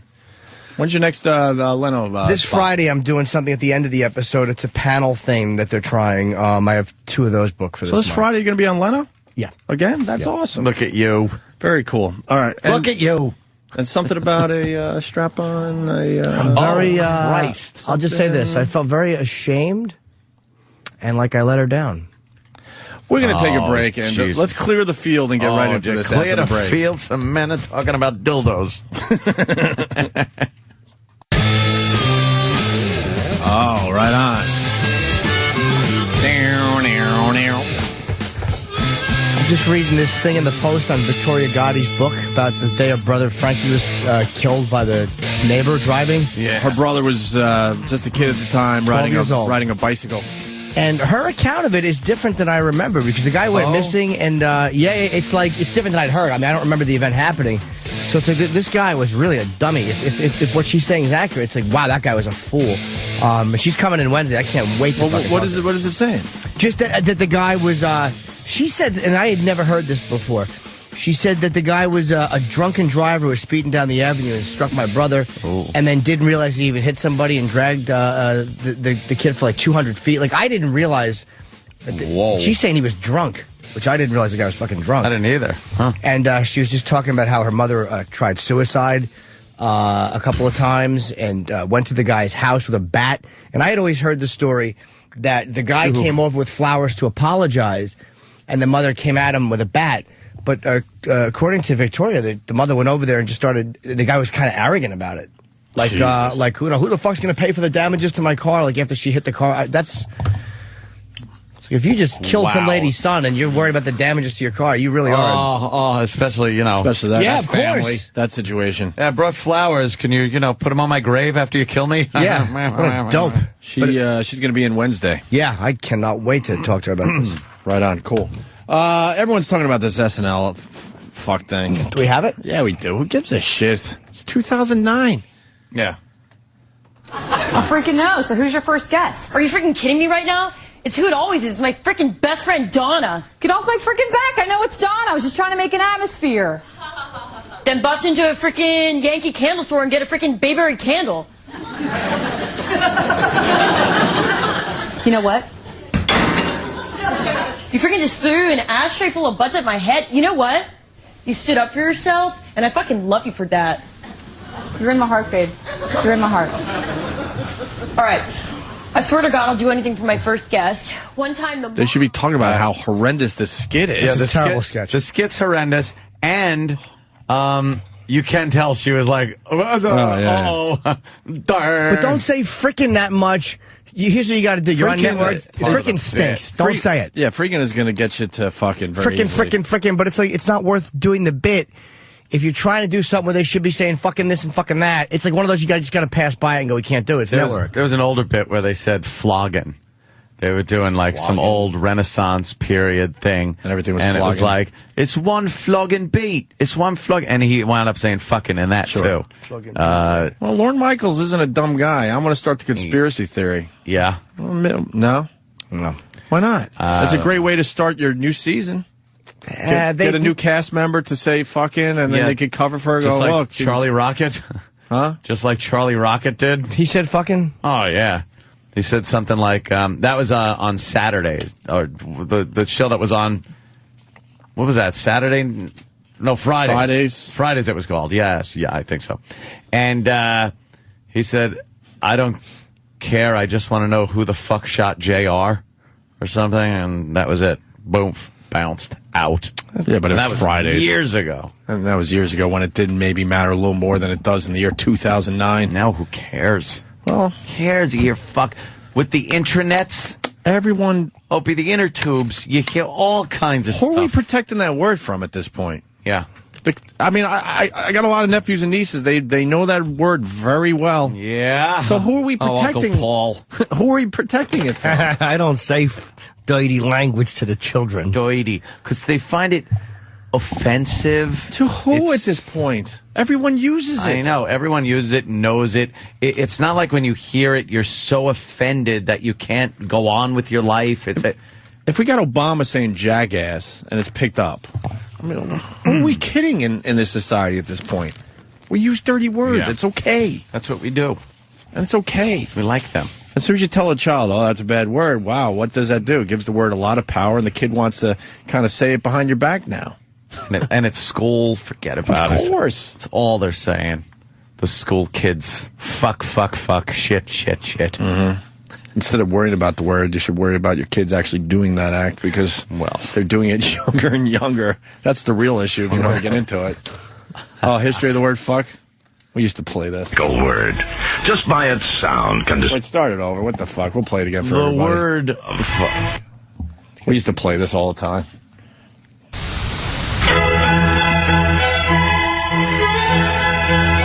By Poppy Bonds.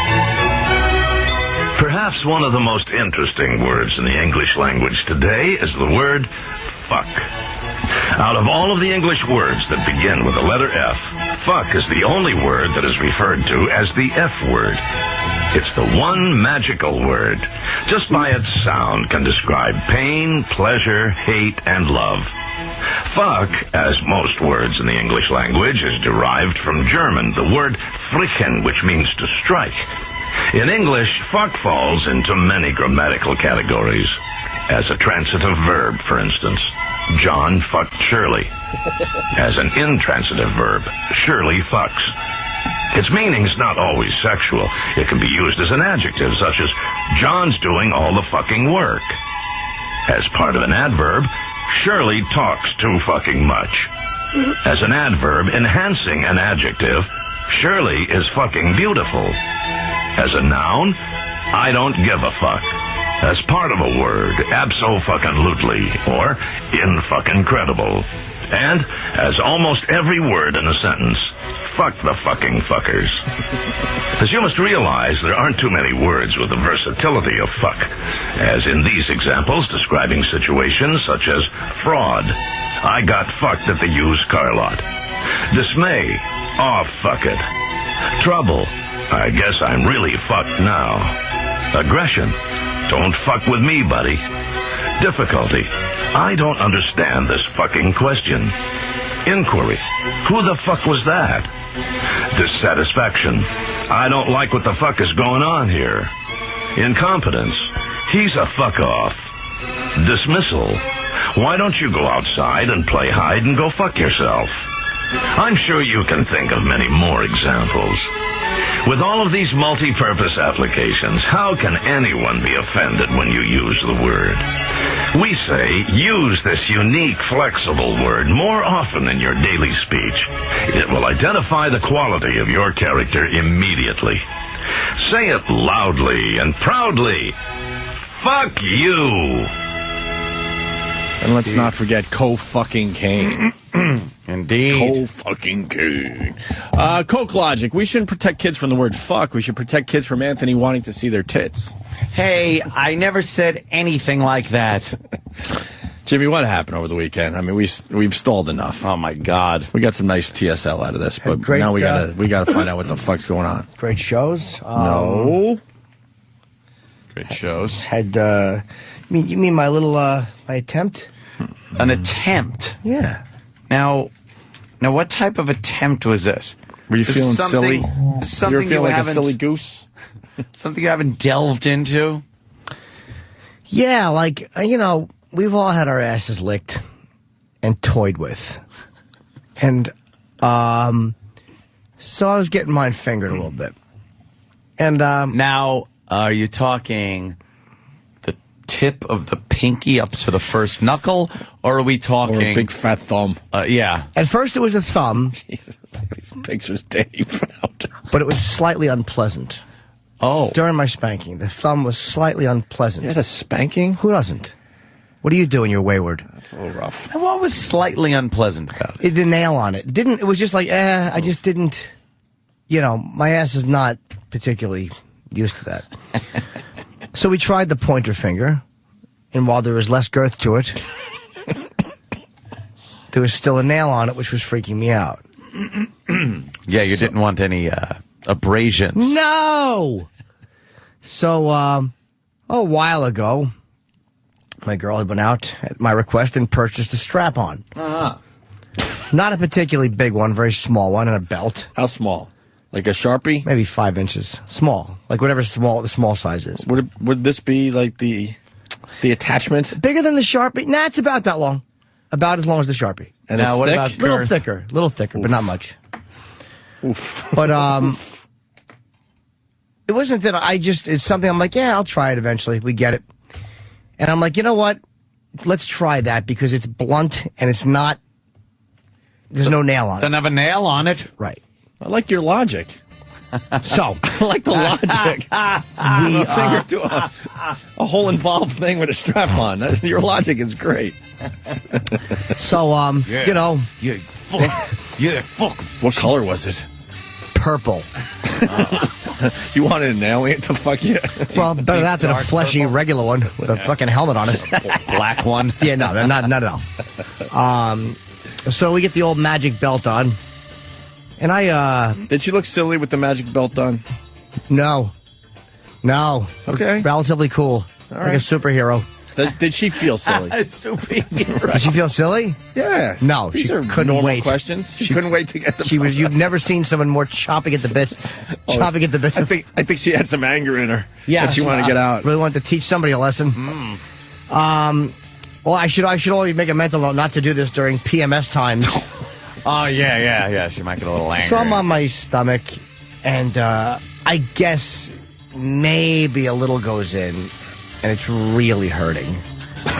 I'm like, yes, stop.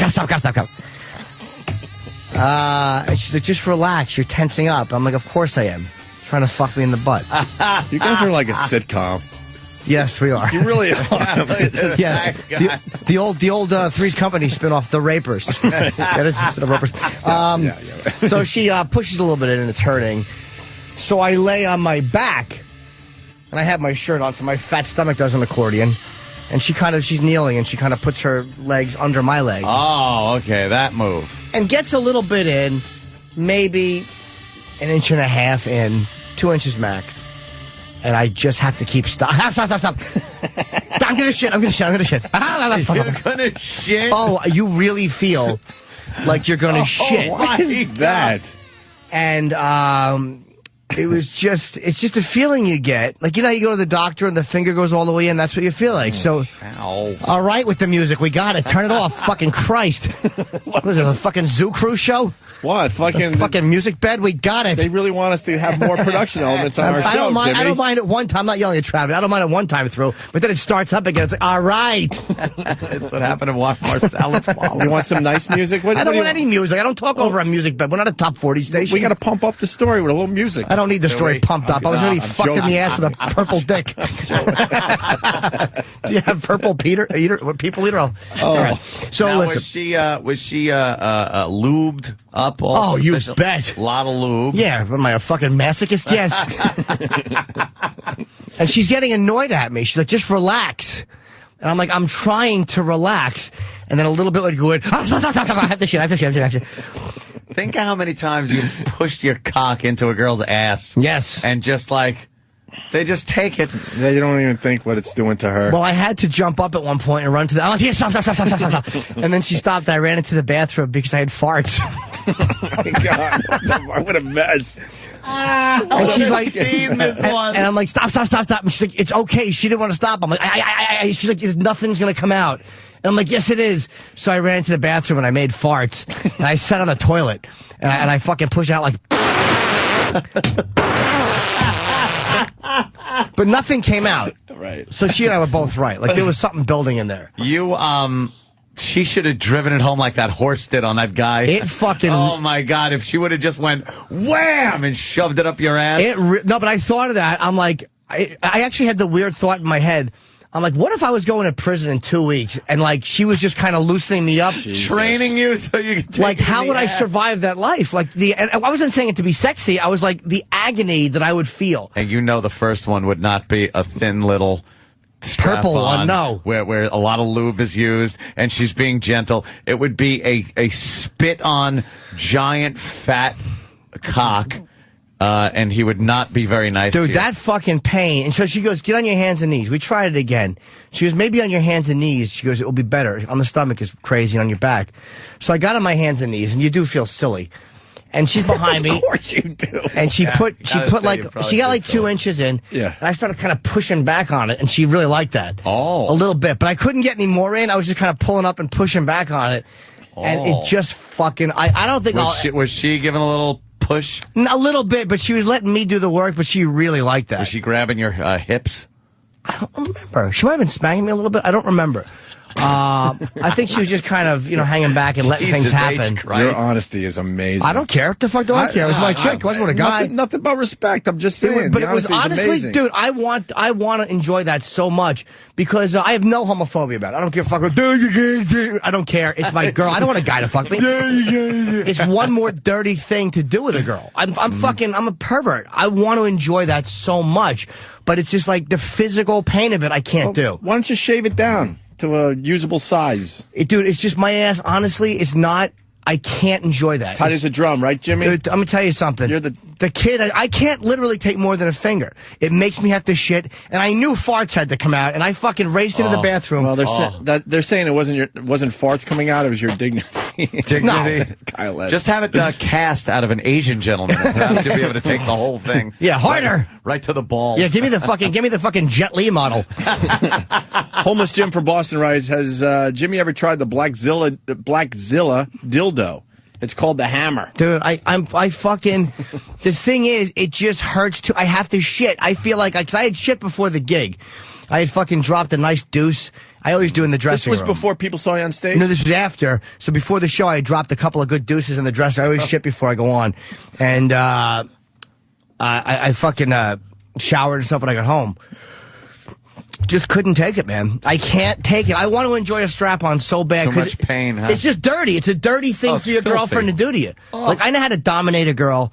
Like, I know how to be really fucking dirty and spank a girl and fucking do all that stuff. But that's one thing I've never fucking done. And it's like, again, as a pervert, I'm almost ashamed that I couldn't take more.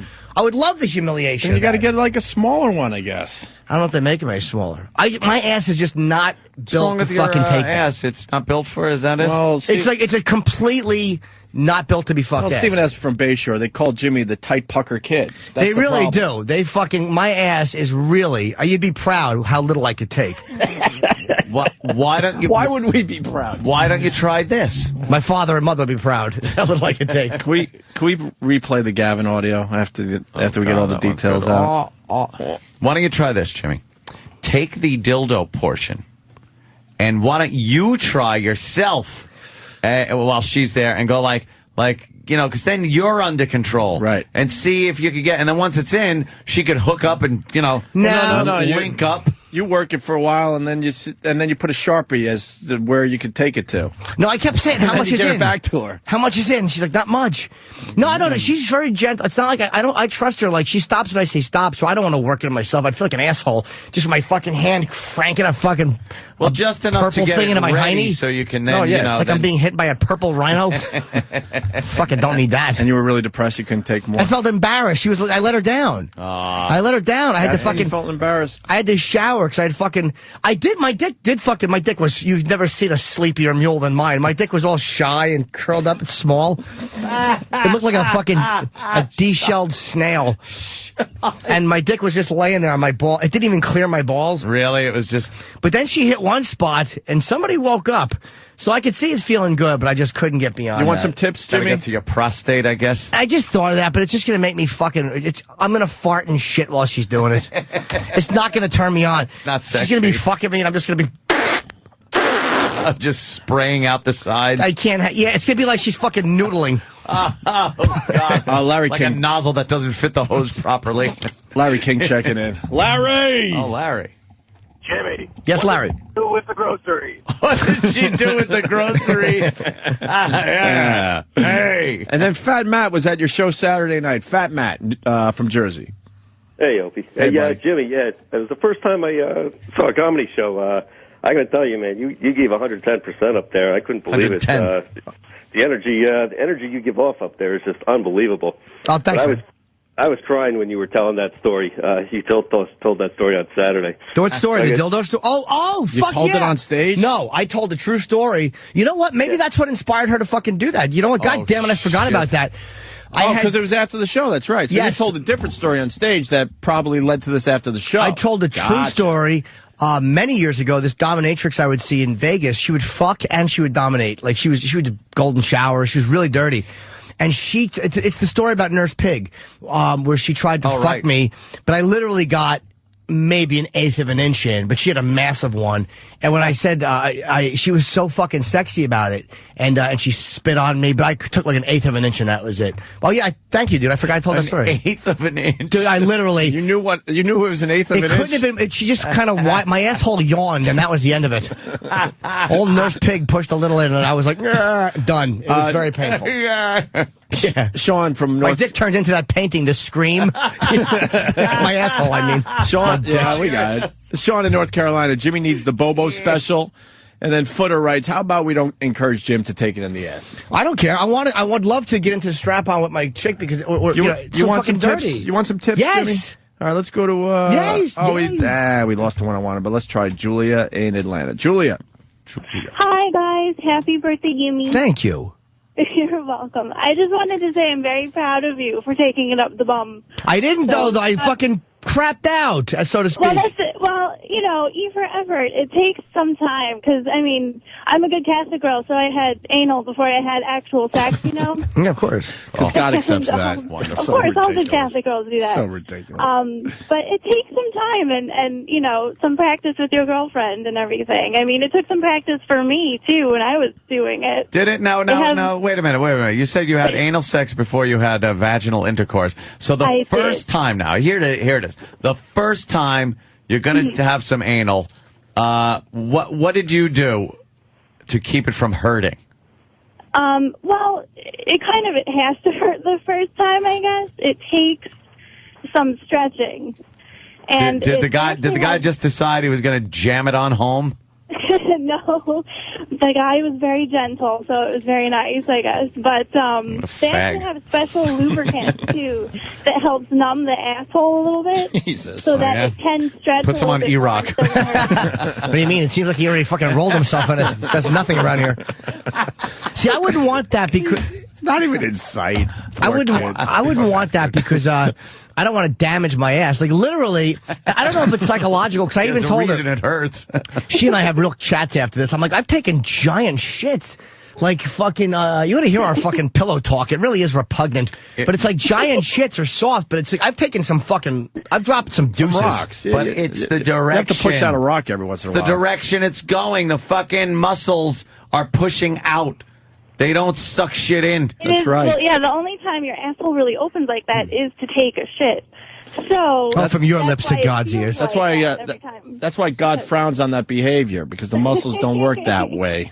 They're meant to just keep pushing out, right, Ant? Push out, Ant. Push out. Push that evil thing out. That's right. I just don't know why it hurts so fucking much. And again, I don't think it's something going into your ass, Jimmy. I mean, fair enough, logical fucking Larry, but I mean, it's like, I don't know if I'll ever be able to get into that. Like, I would do it just for the fucking sheer filth factor of it. Yeah, I just don't think I'll ever enjoy it. Honestly, I think you got a good start. Now you built from this experience. You gotta work your way. You gotta work your way up to it. All right, thank you. Practice with your girlfriend. The phones are just lit. Joanne on Long Island. Let's go, Joanne. We'll do a little speed round here if you're on hold, guys. Go ahead, Joanne. Hello. Hey, baby. Hi, how are you? Good evening. I'm just calling because there is a thing that you use at sex shops. It's called poppers. You just crack it and sniff it, and it'll relax your ass muscles enough that you can take anything up your ass. I used to do that when I was a teenager, but I'm sober. That's like a relapse. I can't do any of that stuff. Amyl nitrate. Yeah, no, I'm not doing that What stuff. does that shit do to you? It's like smelling glue. Your whole head is like. You ever do that shit? It's like smelling glue. Like your whole head gets numb. But when you're done, though, you get really bad headaches. Yeah, no shit. Why would you want to do that? Exactly. What was the reason to do that, Jimmy? I was young. I was a teenager. Just getting high. Just getting a buzz. Sure. It's a different type of buzz. Let's go to Trucker Kurt. Kurt? Hi, Jimmy. Kurt. I took a finger this past weekend, and boy, I came like I ain't never came before. Dude, I gotta try. It's supposed to feel great, but like if you blow a load like that with a finger in your fucking rear. Oh, Jimmy, you'll have fun doing it, but I'm telling you, I thought I'd never do it before until I started listening to you guys. That's great. You sure do. Inspiring them to get fingers up their ass is great. Thank you, Kurt. Let's go to Eric in Colorado. Eric. Love you. Love the show. Thanks, Eric. Give Dylan my best. Jimmy, like you, I have a addiction to Asian massage parlors. Okay. And there's one I used to go to, about every 3 weeks. And used to see the same girl. And she, got me started with the rim jobs. And, she would do that on a regular basis. And then all of a sudden, one time she was doing that and she slipped a finger in there. Of course. And, and I was like, okay, and she did that it took me a little while to get used to it. Well, after about 3 months of that, all of a sudden I go in there one day and she says, hold on a minute. She said, she had to go get something. Well, I'm laying there and didn't know what she went to go and get. Wasn't paying any attention. And she came back in, got back up on the table, and started off with the finger, and then all of a sudden she switched position. I wasn't thinking. It's like, uh-oh. She had gone and gotten a strap-on. What the How fucking hot. It actually, I mean, it was a very shocking experience. Hope she put a rubber on it, because you know she didn't buy that one for you, champ. Jesus. No, actually, she speaks really good English, and we talked about it afterwards, and she said they have about 7 or 8 of them. She says because they have a few guys who enjoy that, and I talked to Mama San afterwards and found out that after they've been used, they are, she showed me that they do scrub them clean. Did she have a rubber on it? Fuck that. Did she have a rubber on it? Yeah, fuck that scrubbing it clean. What? Unless she puts it in the dishwasher? I mean, what the fuck? Huh? She didn't have a rubber on it? Yeah, she did have a rubber on it, Okay. but they also, she showed me where they, did clean them. Unfortunately, about 6 months ago, that spa got raided and shut down, but that went on for 5 or 6 times she did that, and every time I have never come so hard in my life. And in fact, the one time she did it, and I happened to get there like about 11 o'clock at night, and they close at midnight, and she went and gave me a table shower, came back in, gave me started the massage, did that. She did that, got me off, and I'm laying there relaxing, afterwards. She goes and gets a towel and a rag to clean me up, and came back in, and she started to blow me again, and she's like, now I need to get off. Jesus. So I actually got 2 for 1 that night. All right, well, she was the real deal. She must have liked you. The best part of the story, I like how you needed to know the operation. You had to check out how they clean the dildos. Well, you really needed to go behind the scenes. She got Mike Rowe for dirty jobs. No kidding. Is Rowe coming in this week? Good time to plug Mike Rowe's appearance. He'll be in this week, too. Cool. It was just such a shock to me when she did it. It scared the hell out of me, and she did show me she had a condom on it. Yeah. On it. But, How much did she get in? What's that? How much did she get in? Well, the thing was about 5 inches long and probably about, a half to 3/4 inch diameter, and she said she got about 3/4 of it in. Okay. She used the same condom on there for the past fucking year. Of course she did. Yeah, there's a condom on it. Yeah. Ugh, there's dirt and shit and hair on the condom. Jesus. Yeah, dust. Touching that, boy. Thank you, sir. Let me go to Greg in Boston. Greg. Hey, boys. Hey, how did Brady look yesterday? He's looking a little rough, huh? Man, I'm a Giants fan, so I really could care Oh, less. that Brady. Wait, you're a Giants? I thought you meant the slender one. You're in Boston, and you're a Giants fan?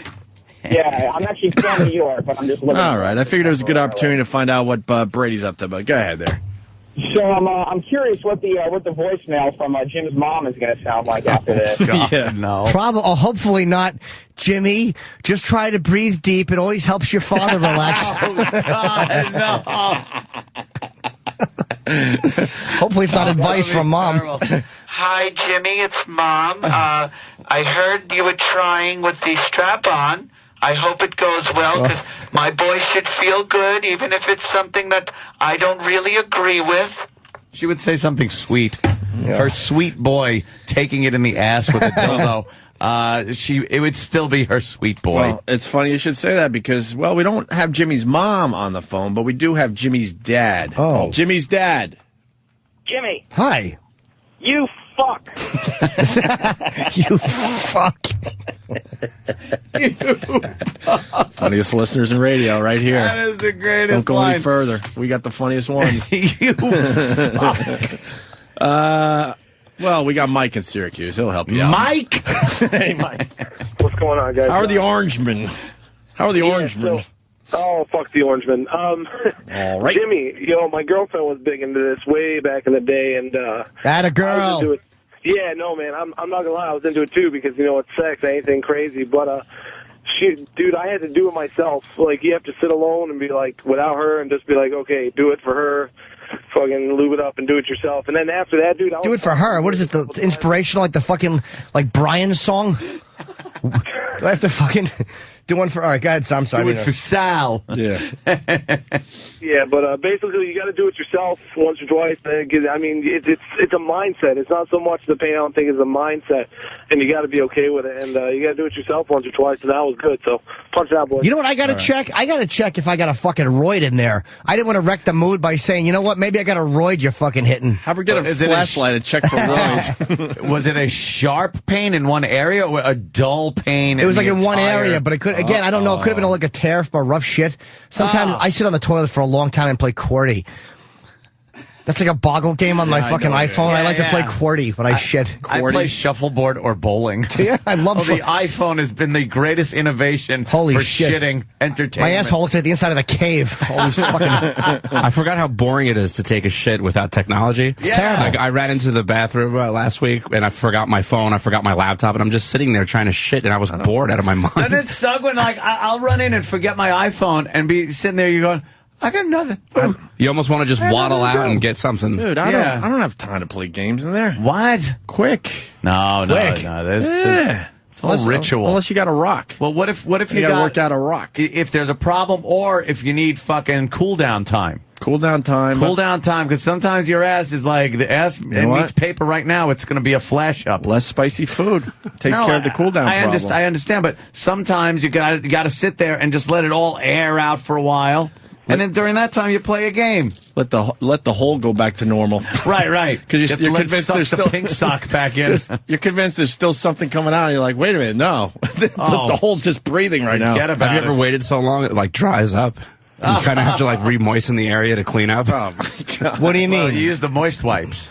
Because like you shit, and then instead of wiping, you just kind of sit there and futz around with your phone or whatever for like a half an hour. You're not using the moist cakes up on you. You're not using the moist wipes yet? No, I do, but sometimes sometimes you run out. We got Bruce. Well, Travis wrote a very nasty word for Bruce. Oh. Bruce, Travis wrote queer next to your name. I don't answer the phone. Maybe he's... who answers the phone? Oh, that's right. I forgot. I went old school. I'm sorry, Travis. Who wrote queer next to Bruce's name? That would be intern Paul. Intern Paul? What the fuck? Bruce, how are you, buddy? I'm fine. Hey, Jimmy, I just have want to welcome you to the team, first off. Team. And there's a lubricant out called elbow grease, and it's absolutely wonderful. It will numb the area. It's got benzocaine in it, so all the pain will absolutely be gone. No, I don't want that. I don't want anything. That's to me. It's like I don't want my asshole numbed. Try the elbow grease. I'm not trying elbow grease. What's wrong with trying the elbow Everything's grease? wrong with it. I want a little Eros. A little dab will do you. That's all I want. A little dab of the Eros. It's like saying you could rub something on your hand where you won't feel fire, but it's still burning your hand. Sure. Jimmy's saying he doesn't want it numb because he wants to pay attention to there's a reason. What's going on back there. He doesn't want his ass to look like the ones that fucking Danny punches up on the internet every so often. How funny would it have been if that fucking rosebud coming out of the guy's ass? How funny would it have been if Jimmy pink socked the first time out? Oh, Jimmy, if you pink sock. If I had to have like go to the hospital and doctors had to shove my asshole back in like it's those snakes in a fucking can that pop out. Snake can. Yeah. Oh, just God.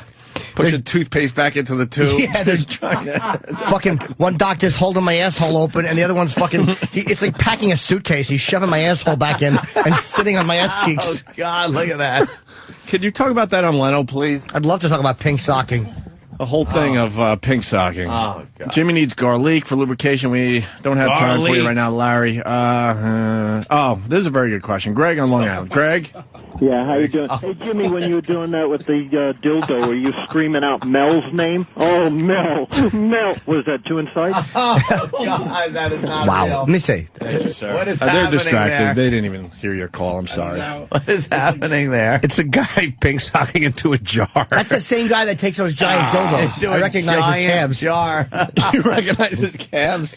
What is that? It's his insides are coming out.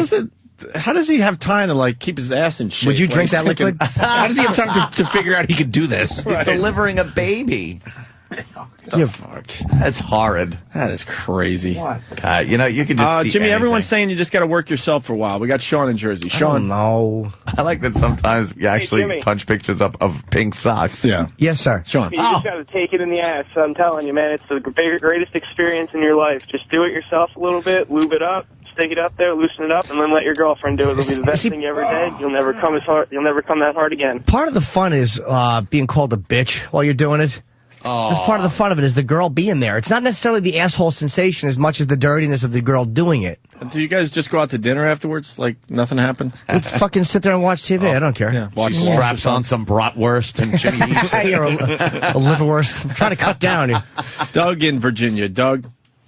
Hey, Jimmy, you just got to take a giant shit before you do it, lube it up, and then push back like you're taking a giant shit. It slides right in and feels absolutely wonderful. I was pushing back a little. She thought that was so dirty. That fucking old bitch was pushing his little ass cheeks back. That old bitch. That is the ultimate. It slides right in.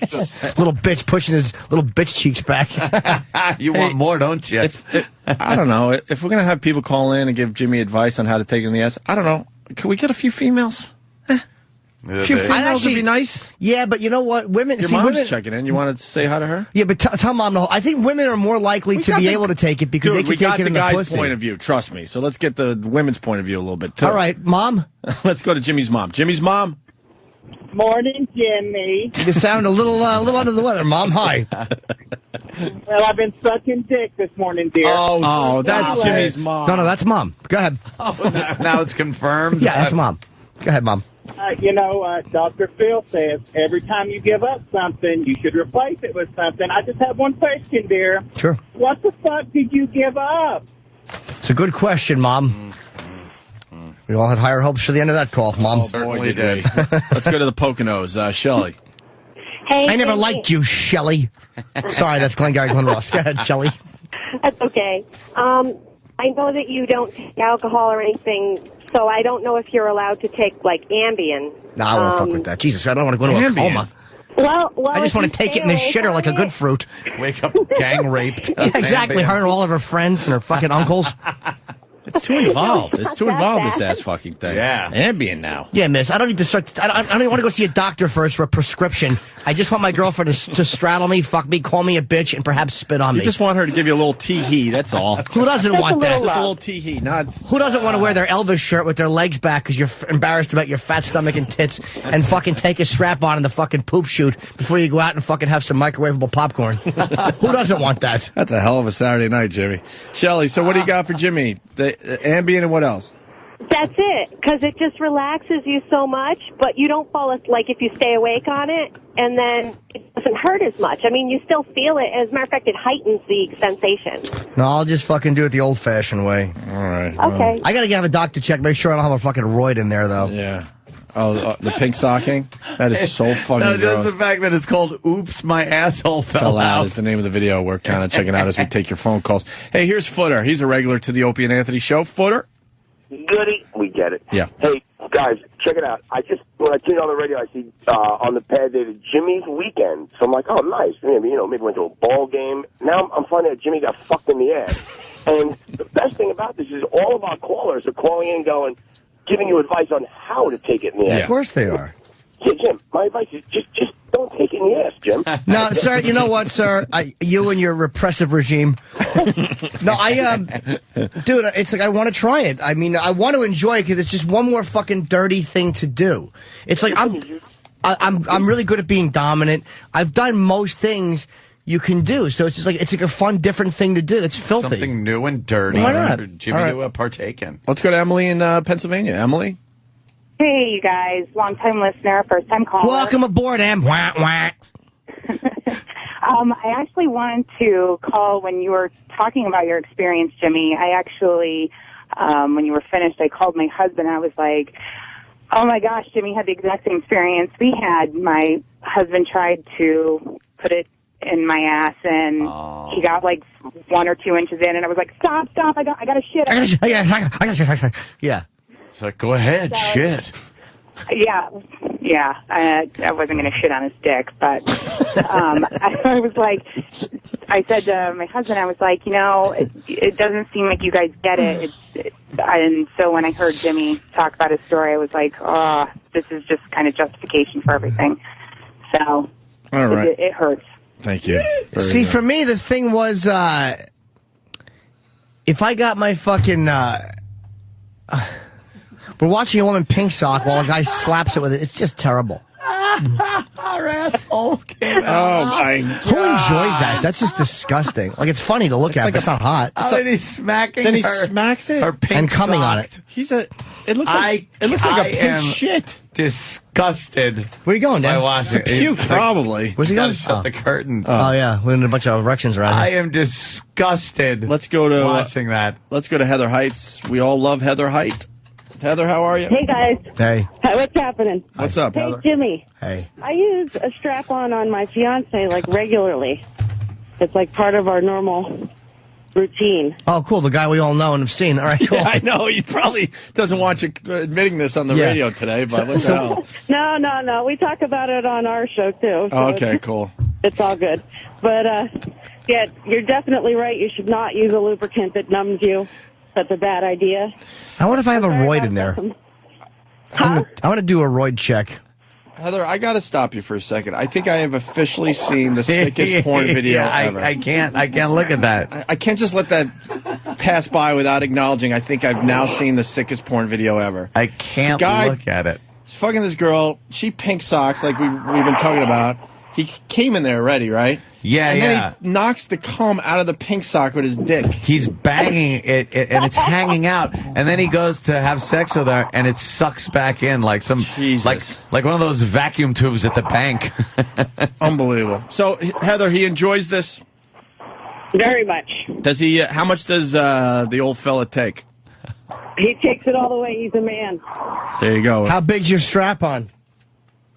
We've graduated from a thin, like 5-inch, to a thicker, like inch around, maybe about 6 inches long. Did you have a ceremony?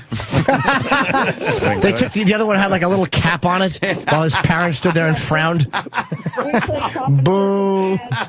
They booed their son as he took his certificate. It was a photo of all rolled up. He sticks it up his ass, walks off stage. Exactly. No, he bends over and she just jams the certificate up his pooper, and he fucking walks off and sits down. Yeah, his parents were very proud. That's amazing. All right, there you go. Well, that's Thank you, Heather. Any shows? Any shows coming up for you? Actually, I'm going to be at the World Room at the Broadway Comedy Club for the next, 2 or 3 Mondays. All right. So. Cool. Check out Heather. Thanks, Heather. All right. Heather Hyde, everyone. Jennifer in Nashville. Jennifer. Hi. Hi. If you have two people and you're actually both kind of diddling both areas, I think it makes it a lot easier to do the insertion, whether it's the female or the male. Got to work both areas, Jimmy. Was she working both areas? Yeah, I mean, LOL. Let me see that. a little bit. Yeah, I was getting tugged. You were getting a little tug? Of course I was. A little tug down there. And you gotta have it lubed up a little bit, you know. All right. And then that way it'll work a little easier. Casey in Philly. Casey, thank you. Casey. Good morning, boys. Trying to get Good to everybody. evening. What's up, Casey? Happy birthday, Amy. Thank you, madam. I just wanted to say it could have been much worse. I was 18 my first time I tried anal, and I was at my boyfriend's house. His mom was at work, and he, you know, went off to the bathroom and came back, and all of a sudden, my ass is on fire. Like, what the fuck did you grab? Turns out it was his mom's warming lube. Real classy. What's warming lube? I guess, you know, those warming sensations that you can use, and yeah, no bueno, definitely. Not good, huh? But, you know, I'm a big girl now. I am recently engaged, and my fiance is, you know, we're slowly but surely getting there, but it's definitely a process. So, best of luck, Mazel Tov. Are you coming to Philly anytime soon? I don't have anything in no, the closest to Philly I'm coming is Atlantic City in January. That's good. Ooh. Yeah, that well, works very for nice. everybody. I hope to see you there. Yeah. All right. Love you guys. Love the show. Have a good day. All right, thank you. Go. You want to keep going with this? The phones will not stop ringing on this that's one. Can we pee first? Yeah, Doug in Louisiana. All right, we'll try to wrap up to a break here. Doug. He was very badly raped, you see. He was very badly raped. You see? By the way, I just got this email. TheRealJimNorton@gmail.com. This is one people could email me at. Hey, Jim. I started out slow also. Fingers, dildos. In a few short months, I am up to using my wife's Sybian.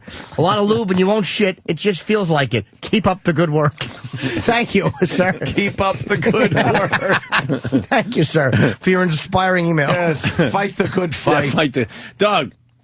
Anyway, you remember that movie you turned us on to, Opie, Young People Fucking? Huh? I think you turned us on to it. Anyway. Wait, I don't even remember this, Doug. Help me out. I don't remember. It's the movie you told us had, well, the only scene I remember from it specifically is the scene where the girl does the guy with the strap on.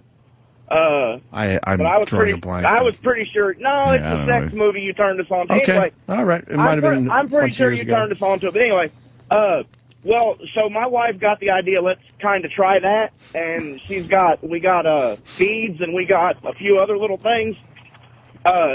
We ended up going about 6 inches deep on beads, about the size of a quarter on a rubber. Jesus. Yeah. This is like an epidemic, man. Oh, there's an epidemic happening. It's the best nut I ever had in my life. Did you have to take such big beads? I'm going to punch out. All right, thank you. Sounds good. Why don't we just piss and come back? 'Cause I got to take a leak. I want to get to these people, but I'll come right back. Just hold on the phone. Be back in 5 minutes. There you go. Break. Chop, chop. That's an oldie but a goodie right there, huh? Some funny shit. Gavin. Fucking Gavin. I miss that guy. Patrice has got to bring him in again. I walked down the hall to the bathroom, and a lot of excitement here at Sirius XM today. Oh, yeah? There's a psychic in the building. Really? And I was listening to the horse shit coming through the speakers as I was taking a leak. Bunch of fucking broads looking at it. There's a bunch of, like, housewife broad types. Oh, yeah? Just on the edge of their seats. What is she? What? It's some dumb psychic, and it's...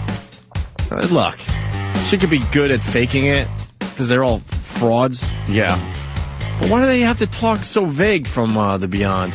Well, because... what I heard was, okay, I'm seeing a courtroom. I'm seeing financial problems in your future. Don't worry, though. I'm seeing...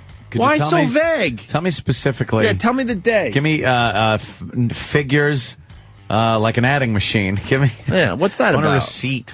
What's that about? Type of financial stuff. We could communicate with what? Dead people and the unknown, but it's got to be very vague. Psychics are bullshit. They're shysters. Yep. Look, if she puts on a good radio show and it brings in the numbers, who gives a shit? But, I can't sit here and make believe I'm into that crap. It's, it's bullshit. It's a carny act. She's just all vague, and the women outside the fishbowl. Oh. Where's Kenny? You have a vagina. Whoa, I do. I have a vagina. And it's smelly. Oh. Kenny! What do you think of the psychic? Taking over the whole fishbowl today. I thought that like a big celebrity was coming in today. It's just some psychic. Yeah, just a couple of... Were you impressed? Nondescript, ugly broads. Were you impressed, though? No. I mean, that girl, Christina, that works for her says, like, she's okay, but, like, I don't believe in it. You don't believe in that stuff, right? Nah. It's so vague and just... Yeah. And where is it coming from? Where's the information coming from? Stop. What do you mean? Like, where is the... From the she's Beyond, getting info. From the Beyond. From who in the Beyond? I don't know. Is it a person? Some kind of blob. Is it the dead person? Again, we can get into that conversation again with the collective dead people or the individual spirit. It's hokum. It's hokum. If it's real, talk in specifics, not this vague thing. Yeah, tell them, don't be so vague, spirit world. Right. Tell me details. Yeah, why are they fucking with us? And then they'll go, okay, here's what the deal is. Like Swayze in Ghost. You know, remember the movie Ghost? He was very detailed. He talked to Whoopi Goldberg. Mm-hmm. And it was very detailed. Now Swayze's dead. He ain't talking to anybody. You would think What happened? You would think he would do something from I the think Beyond. he'd be the one because he was in the movie. If he was in a hit movie about the Beyond, you think Patrick Swayze would be communicating through Whoopi Goldberg Yeah. for real, and she'd be on The View going, "Holy Mother of God, I now believe in the afterlife It's because like- Patrick Swayze right. is talking to me." Yes. She would be like, there has to be an afterlife because the most ironic thing happened. Last night, I'm sitting around watching my tits sag even more, and Patrick Swayze walked right through my door. Like, through it. Didn't open it. Why just would walked you? through it. Why would you open a door? And then he started talking to me saying, yeah, boy, I'm dead for real now. Remember when we did that movie, Ghost? And by the way, he's right here in the studio, and I'm talking to him. So anybody want to ask him a question? But no. She should do that for real. He's dead. Yeah. Fuck everybody. And never break character for the rest of her life. Never. Just say she absolutely talks with dead Patrick Swayze. Patrick doesn't feel like communicating from the Beyond? Yeah, that's what it is. When he was in this big, huge movie? The second you'd be dead, wouldn't you be like, I am so communicating? Yeah, holy shit, this is for real. I got to tell somebody. All right, now I'm going to communicate. What are the rules? Right. You can't communicate with living people? Stop it. Only certain people that have power? Get out of here. You can only be vague with them? The lady down the hall has power. Watch out. She got power, all right. Maybe you're busy learning about the universe and all the questions you had. Maybe you don't want to drop by a pal's house. Maybe you don't want to fucking talk to Larry, who still works as a dentist. What, you're thinking it's so, like, amazing. You could talk to anyone who's ever died. What would you rather do, talk to Hendrix and fucking JFK or us? Yeah, but you You know. got to talk to your loved ones. You is what got to I'm tell talking them. about. You got to tell your pals who you saw. Right. Took pictures with up there. Look, man, my dad believed in that afterlife stuff. He hasn't said a word. Did he Still say he was waiting. going to say anything? Yeah, he said he'll give it a shot. Ah. He did the Houdini thing. Look, I'll give it a shot. Ah. Gotta and give it what? a shot. Nothing, right? Nothing. Jesus. Nothing. You should go into that fucking fishbowl with the psychic and just blast a gasser and walk out so she's trapped in there. Yes, that's the smell of dead.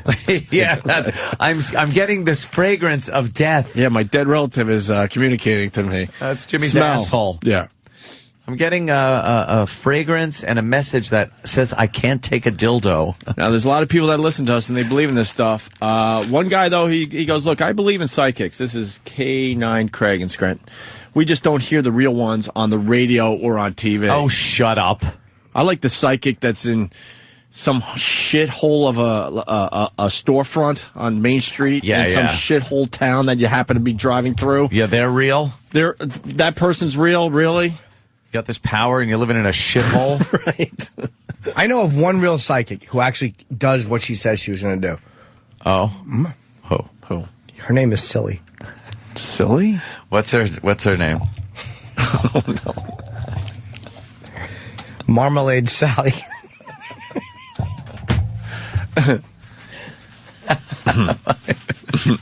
Marmalade Sally.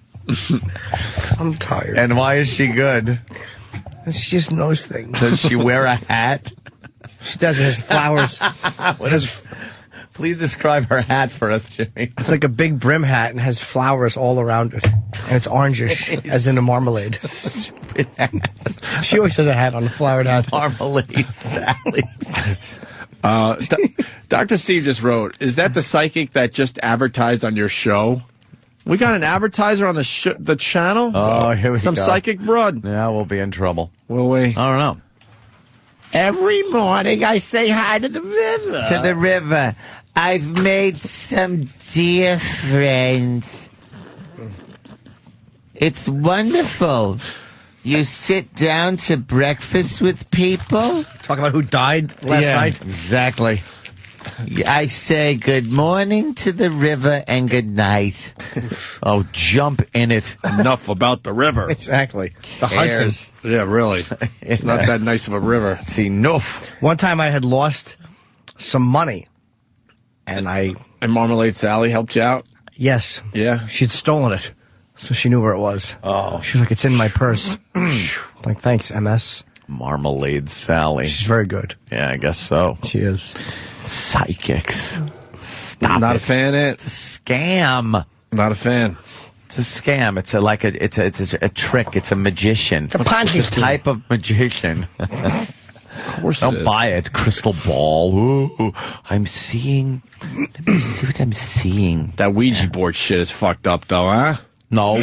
Yeah? Someone's always moving it. You want a Ouija board right now? Someone's always moving it. I bet you someone will get scared in this fucking studio. I won't. You know what? Let's If Ouija boards was so Ouija fucking up. real, don't touch the damn thing. How about you could just sit there and look at it and concentrate on it, but not touch it, and then have the spirit move the fucking thing? And why is it such a successful game? Because it's a game, exactly. Who puts it out? Milton fucking Bradley. Yeah, let's Maybe Ouija they'll up. put out Monopoly. Let's Ouija up right now. Ouija up. For what? Let's Ouija up. Get the Ouija board. Hell fucking no. That shit scares me. It's That not don't do scary. nothing to me. I'll Someone's fucking laugh at pushing it. it. I remember I was a kid and my older sister was Ouijaing up, and I'm like, get the fuck out of here. I'm out. Someone I'm out. always fucking pushes it, no matter how I'm much out. you go. Look, Yeah, but I how- promise I won't push the fucking thing. You don't push it either. Just lay your hands very lightly, your fingertips on top of the, what's it called? The thing actually has a name. I don't know, man. The little thing with the pointer. When it starts spelling shit, how do the other people know the answer? They don't. It goes to yes, or it goes to, you That dick. spells some shit out. No, you're always a kid doing it. No, you just ask dumb kid questions. Yeah. Am I going to be able to put my boner in a girl? Signs of point. No. That's 8-ball shit. No. I hate the 8-ball. That's dumb. Ouija board, though. Fuck that. Same thing. What's different? Why can't Exactly. a spirit flip that fucking little thing in the blue fluid? It's a bunch of bunk. It is. Everyone's saying don't do the Ouija board. Get See? the Ouija board. I Are ain't we fucking pussies? Ouijaing, man. Let's do it. I'll watch you Ouija. I'll fucking Ouija all day. I ain't fucking with the Ouija, There's man. there's nothing. I don't believe in that psychic shit, but I can't figure out that Ouija board stuff yet. You know what you should be able to do? Huh. Ask a question just in your head with a Ouija board. Ooh. Just in your head, and not a yes/no fucking question. So then if it does spell out something, then you know. And then you just run. But you 'Cause can't they- run away from the spirits because they're everywhere. Because then Where the you other running person... And why are spirits stuck in houses? Are they? Why can't you so just like move haunted, around? Haunted house? Yeah. Yeah. I do feel shit in haunted houses. What? I don't know. Some old houses, I definitely feel shit. Old houses. And then sometimes they shine too. I'm telling you. But then other old houses, I feel nothing. Yeah. Yeah, but some old houses, I don't know what that's about. Yeah, some old houses are just creepy. And then you think that's all it is? Yeah, because they haven't been remodeled and they're old. Yeah. Yeah.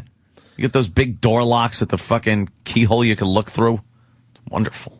Oh, we got... what does Marmalade say? How does Marmalade Sally talk? We got your personal psychic on the phone. Oh, yeah? Grape Jelly Gal. Grape Jelly Gal.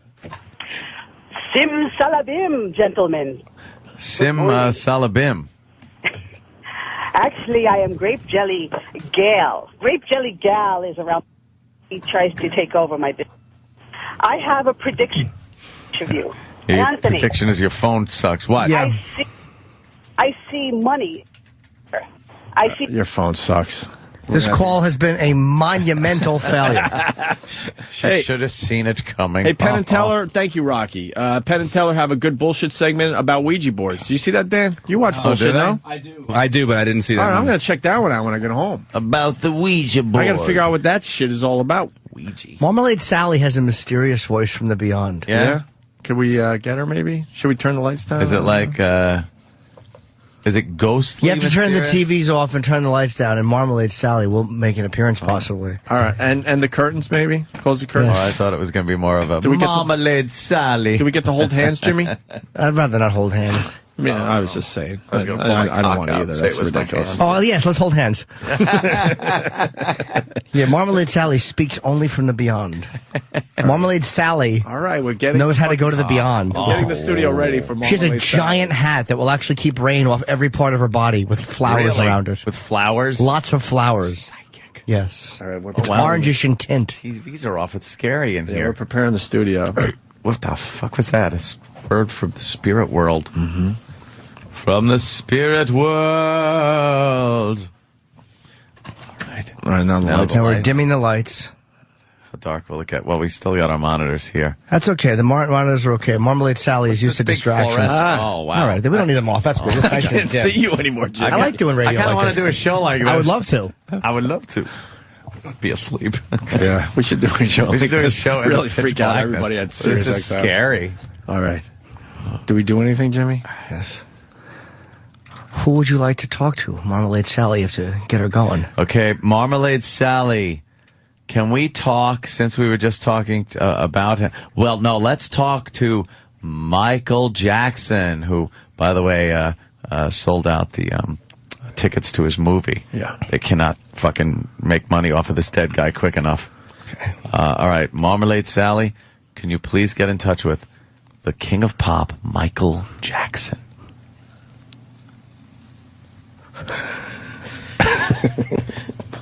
Marmalade Sally's giggling a little bit for some reason. It's the channeling part, I think. Well, it's because she's taking over Jimmy's body. She's She's coming out of his asshole. Obviously. I'm hearing some giggling. Yeah. And some like airy thing. I guess that's the spirit. Yeah. Marmalade Sally. Marmalade Sally. All right, Marmalade Sally. Here we go. I'm closing my eyes. What?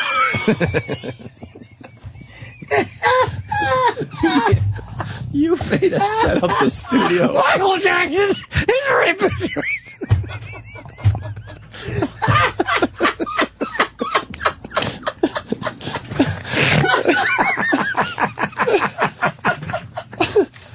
He said the whole studio.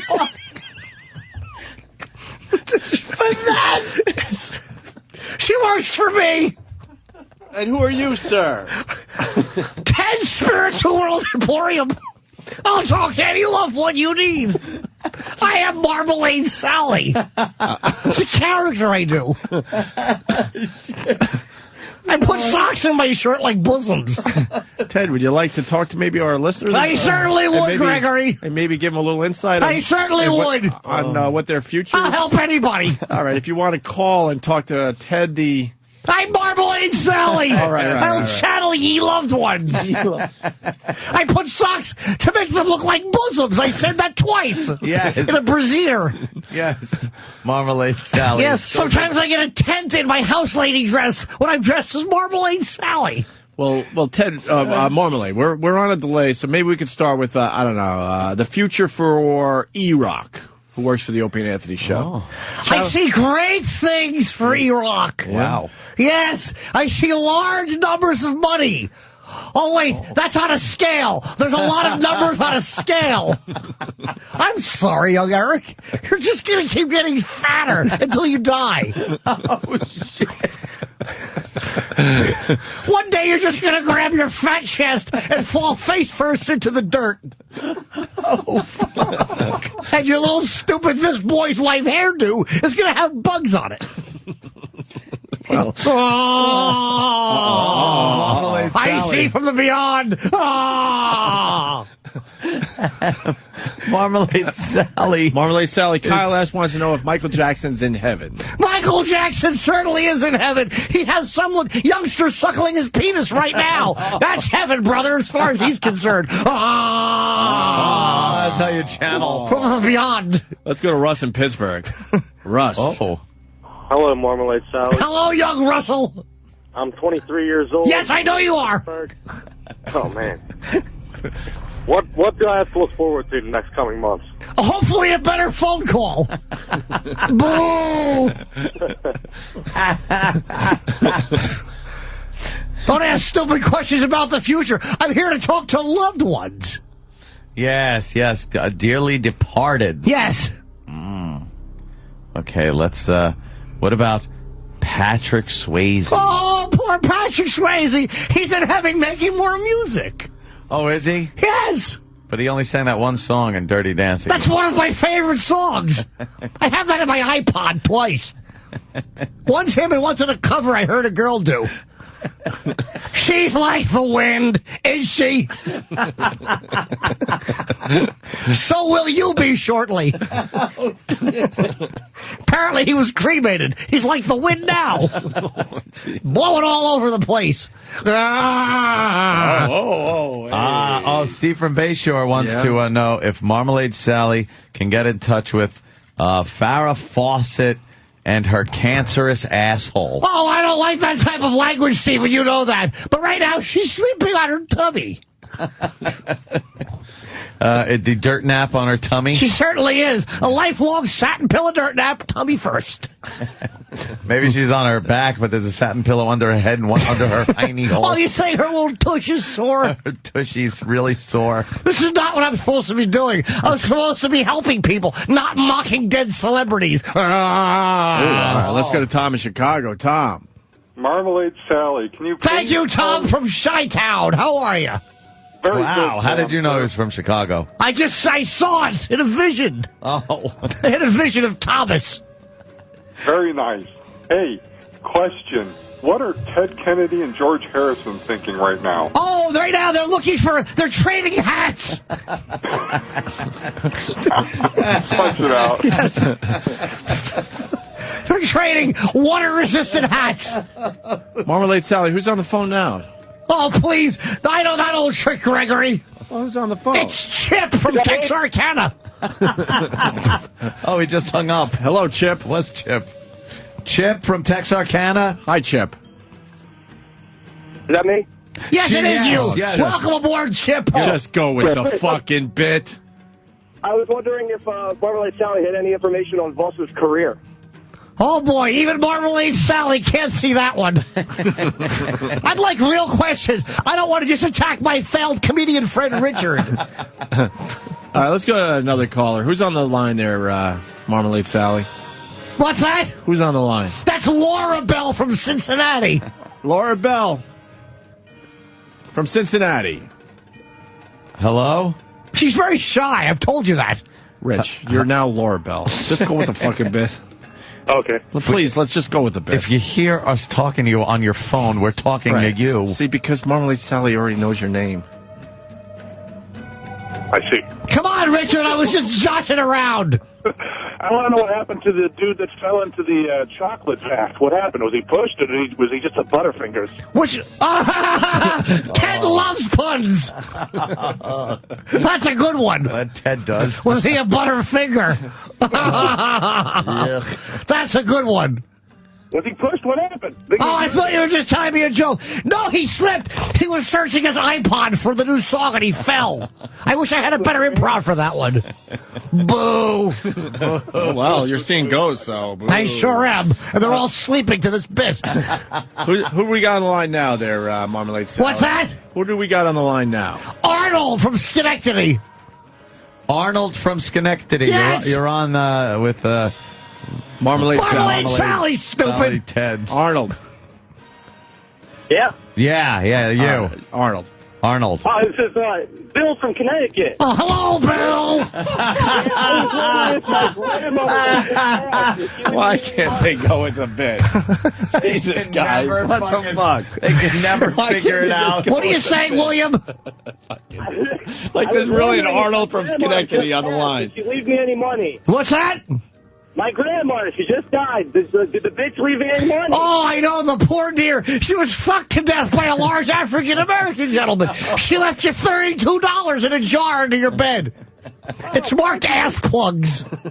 Nana's ass plug jar has $32 for you, son. You'll have to pick up tweez. Oh, go ahead, you talk. It's your radio show. Thank you, Marmalade Sally. You're very welcome, William. Happy birthday, Marmalade Sally. Oh, thank you. It is my birthday. My friend Paul, he's 57 years young. Yes, he is. Hey, we got another question coming in from the trucker. What's Billy Mays selling now there, Marmalade Sally? Oh, I tell the trucker, I don't know. I just want people with real stories. I don't want to make fun of Billy Mays. Hopefully he's selling something that takes cocaine out of the nose quickly. Oh, he was a fresh boy. Marmalade Sally doesn't condone drug use. No. Uh-huh.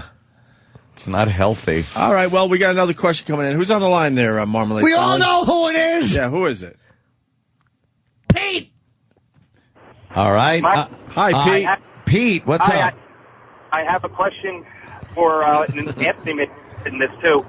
When my Italian grandmama died, going through her stuff, we found in the sweater a Nazi ring. It was gold with... Yes, that was originally left in her vagina by a suitor of German descent. And she sneezed and it fell out onto the floor. So she put it in her sweater pocket. Yes. Nana was really big. She was an old Italian gal. And in the war, the German fellas would come over and they would play a fist to elbow kraut. And a couple of them left their rings in there. You do know there's a German Luger in her rectum if you look closely. Thank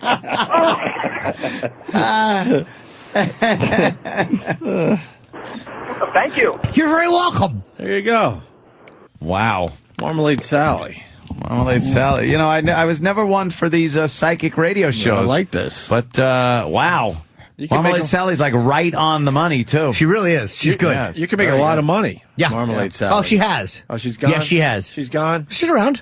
Where is she? Why would she be talking to you? She's connecting with the underworld. Yeah. Jimmy's talking. Yeah, I'll talk. He's just here. I enjoy her gifts with you. Just waiting for the phone calls to come in, Marmalade Sally. Well, apparently this one's not lighting up the phone line, is it? Well, we might have to go back to dildos in the ass. To be honest with you, but, those are disgusting. Sometimes gas comes out.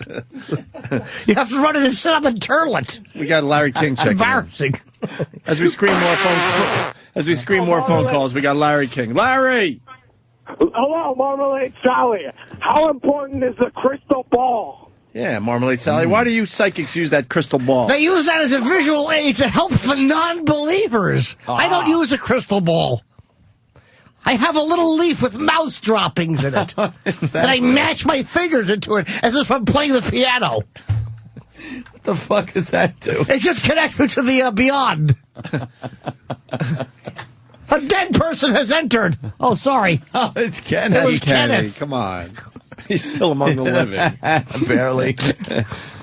Let's go to this next caller there, Marmalade Sally. Oh, good. What do you got for Sally there, Brad? Marmalade Sally, do you ever see this bit happening again in the near future? I certainly don't. Good question, Bradley. And we got Lori in Indiana. Yes, I know we do. Indiana. Yes, get to it. Okay, Lori. Wow. Yeah. Hi, Lori. Hi. Hello, Lori. It's my birthday. I know it is. Okay. Happy birthday. Did you get what you wanted? I didn't get shit. Nobody told me happy birthday to my family. That's because you've been too cold and distant, and you should have requested something that they would get you. You can't say a donkey dick in your rectum. No one's buying you that. They tell me I'm a bitch all the time. Yes, you've been very bitchy lately. Ever since your vaginal lip got caught on that ride at Coney Island. Wow.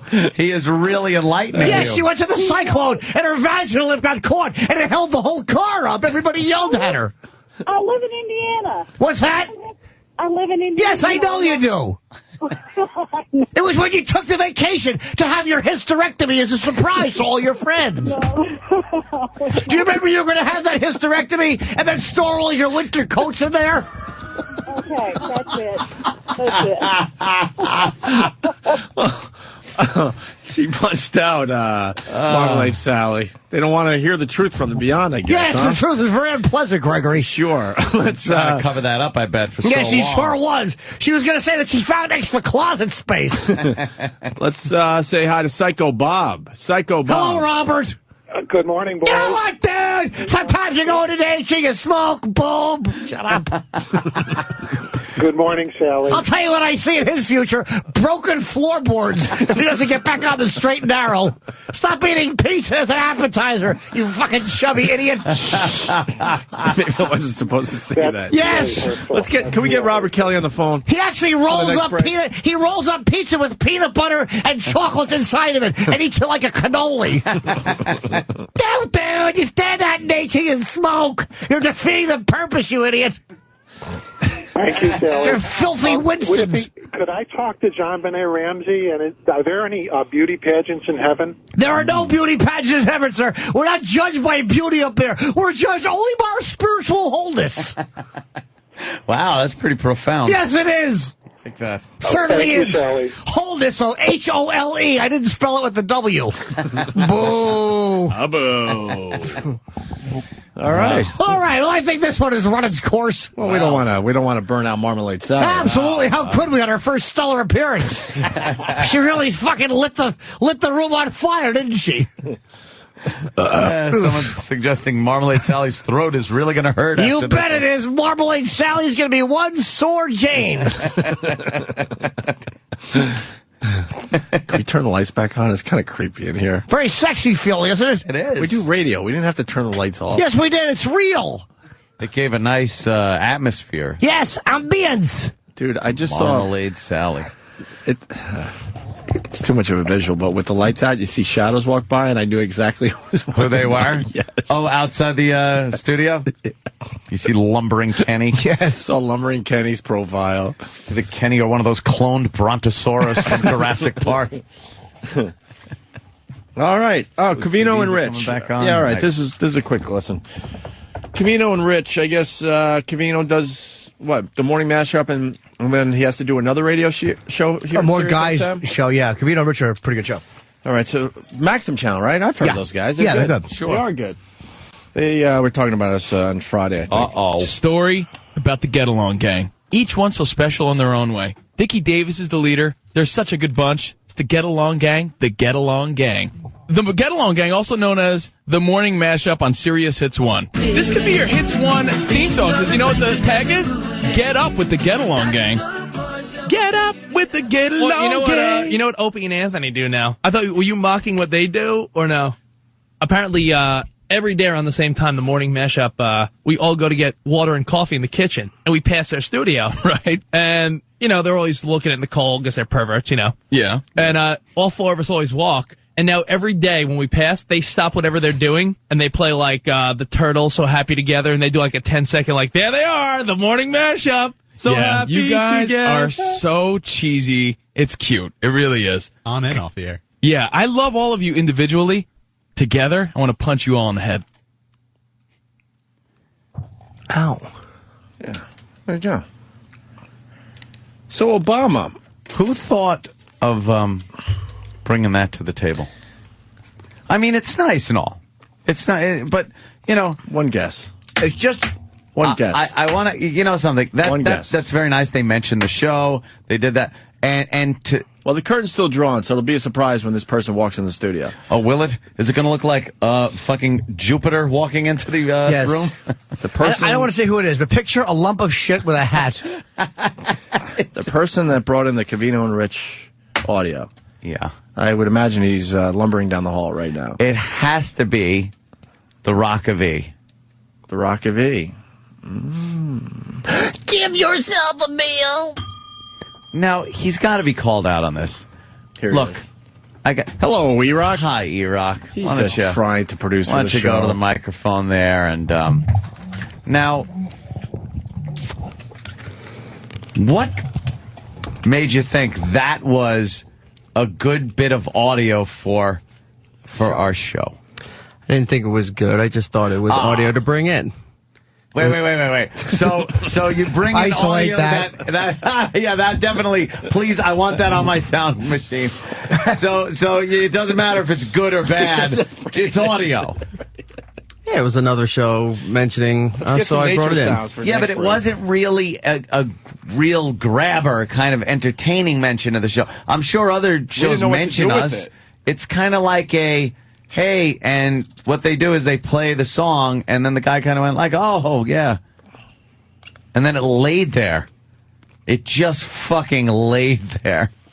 It didn't have like a payoff. It didn't have a build-up. It didn't have anything. I mean, it's nice of them to talk about it, but it's kind of one of those inside little gag bits that we do on the show that really, no one can really comment on it. It's kind of, you know, off-center kind of a thing. I just think maybe you swung and missed on that one. Oh, I think I did.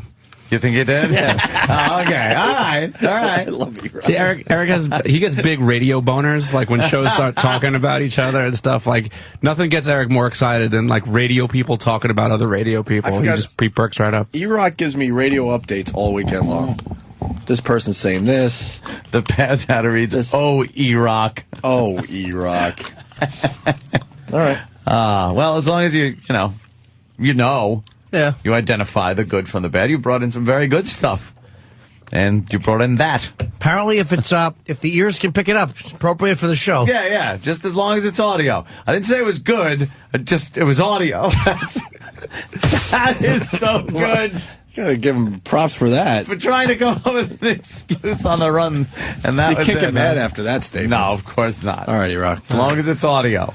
You hear what Obama wants to do with this summer vacation for the kids? Blah, blah, blah, blah, blah, blah, blah, blah. Sorry, Op, I'm just putting kids. sound out there. Blah, blah, blah, blah, blah. It doesn't have to be good. Blah, blah, blah, blah, blah, blah, blah. I didn't think it was good. I just thought it was audio to bring in. That's it. There's the clip. All set and ready to go for you. Obama wants to make the kids not have a long summer vacation. Good. Wants to keep them in school longer? Yeah, to compete with the rest of the world. He feels like the Chinese are finally coming. They're nipping at our heels. I don't think it's less time off or more school that makes us suck as far as Got to be school quality, goes. not quantity. Right. How about we fix You can the have quality shit of education that the education. kids get? Exactly. I think they're doing a better job than when we were in school. I think sure, we but ship the disrupting people, the people that disrupt class, Right the fuck out. to prison, where they'll end up anyway. So people that disrupt class, take them to go right to prison. Mm-hmm. And then the good student will be able to actually learn. Yes. I would be in jail. See, I was so uncomfortable after that audio that meant nothing to anyone. Yeah. That I just pulled the Obama school story out of my ass. Out of your ass. I just needed something. Like, oh my God, we need something. Immediately. There was nothing The fuck after were we that. supposed to do with that, E-Rock? Nothing. I really made marmalade salad look appealing, didn't it? Some people saying, why aren't we beating up Jimmy for the marmalade salad? That was funny, man. I enjoyed the fact that Marmalade Sally sounded very familiar. Yeah. Michael Jackson. We'll do some Michael Jackson stuff. He was on Dateline from the Chris Hansen episode. But just quickly, how long does Obama want these kids to go to school? I don't know how much less. I think a day less or something like that. Just one day? Yeah, just one day. That's Yeah. one more day of education. I think they start a lot earlier in like Florida and other states. I think all over because not here in the city, but I know some schools out on Long Island where I went to school as a tater tot. It wasn't until after Labor Day. And now some of these kids are starting in August. The fuck do you go to school in August? Good. You know what? I wish I did when I was in school. Why? Study for the next year. Now hold on. That sounds crazy. All right. But just, like, why couldn't we figure this out as kids? Like, school was a nightmare, especially when you got into subjects you didn't know anything about, right? Yeah. So you get the summer. Why not get the textbook? I'm not saying spend your entire summer, but every once in a while here, you're just taking a look at this page and that page, and then you're way ahead of everybody when the next fucking year comes. Are you out of your mind? That's a terrible idea. Why? What kid would do Who's that? doing But that? the geekiest little son of a But bitch. I'm thinking then... It's about sticking your weenie in a girl. I understand that, but, you're sweating in these classes because you know what the Summer's fuck is whereabouts. going on. You're talking summer school. Not really. My God. Just a little peek here and there. A little peek. Yeah? Little peek. And then when the school starts, then you have more time to chase the skirts because you're not like bogged down in homework because you already did it. You don't have the books. You don't get them until you get there. That's what I'm saying. Why can't you talk to the if you're in fifth grade, go, hey, sixth grader, give me your fucking book before you go to junior high school. If you say that to an older kid, hey, let me have your book so I can breeze up on it over the summer, he'll fucking knock your teeth out with it. Yeah, wailed over the head with the fucking Nerd, thing. welcome to Nerd City. You fucking shoot up the school in 2 years. Oh, I said nipping at our heel in the Obama story. So people Oh, the Asian. are appreciating the pun, I guess. All right. Michael Jackson from Dateline. Interesting. What? Is that true? Kids in U.S. spend more hours in school than do kids in the Asian countries that persistently outscore the U.S. So there you on go. math and science. That means it's quality, not quantity. Yeah. That means we got up to quality. I don't think it's the quality of the education. I think it's the we have smart people and very stupid people in our school system. Isn't that like every country, you think? No, I You think the average is better elsewhere? I think culturally, some Asian countries are very dedicated to what they do. You look at a country like Japan. Mm-hmm. They're very dedicated and proud of their jobs and school and things like that. So they put more work into it. Us, with the very diversified country that we have, I think you have people that are very attentive, and then you get people that are lazy. It just happens culturally. I think we're not a culture of go-getters for the most part. And who do we blame for that? The media? Man. Yeah. That's all. Blame the bell. What? Problem? I'm just talking cultural differences. Look at that. Bingo. You're saying that, oh, no, well, geez, I almost read Steve from Bayshore. Jesus, wow. Jesus, calm down, Steve. Holy geez, Steve. I know you almost guys read that one. Yeah, let Marmalade Sally predict a lot of time off for Gregory and Tony. You know, this has to be said. Chisel. Chisel, go ahead.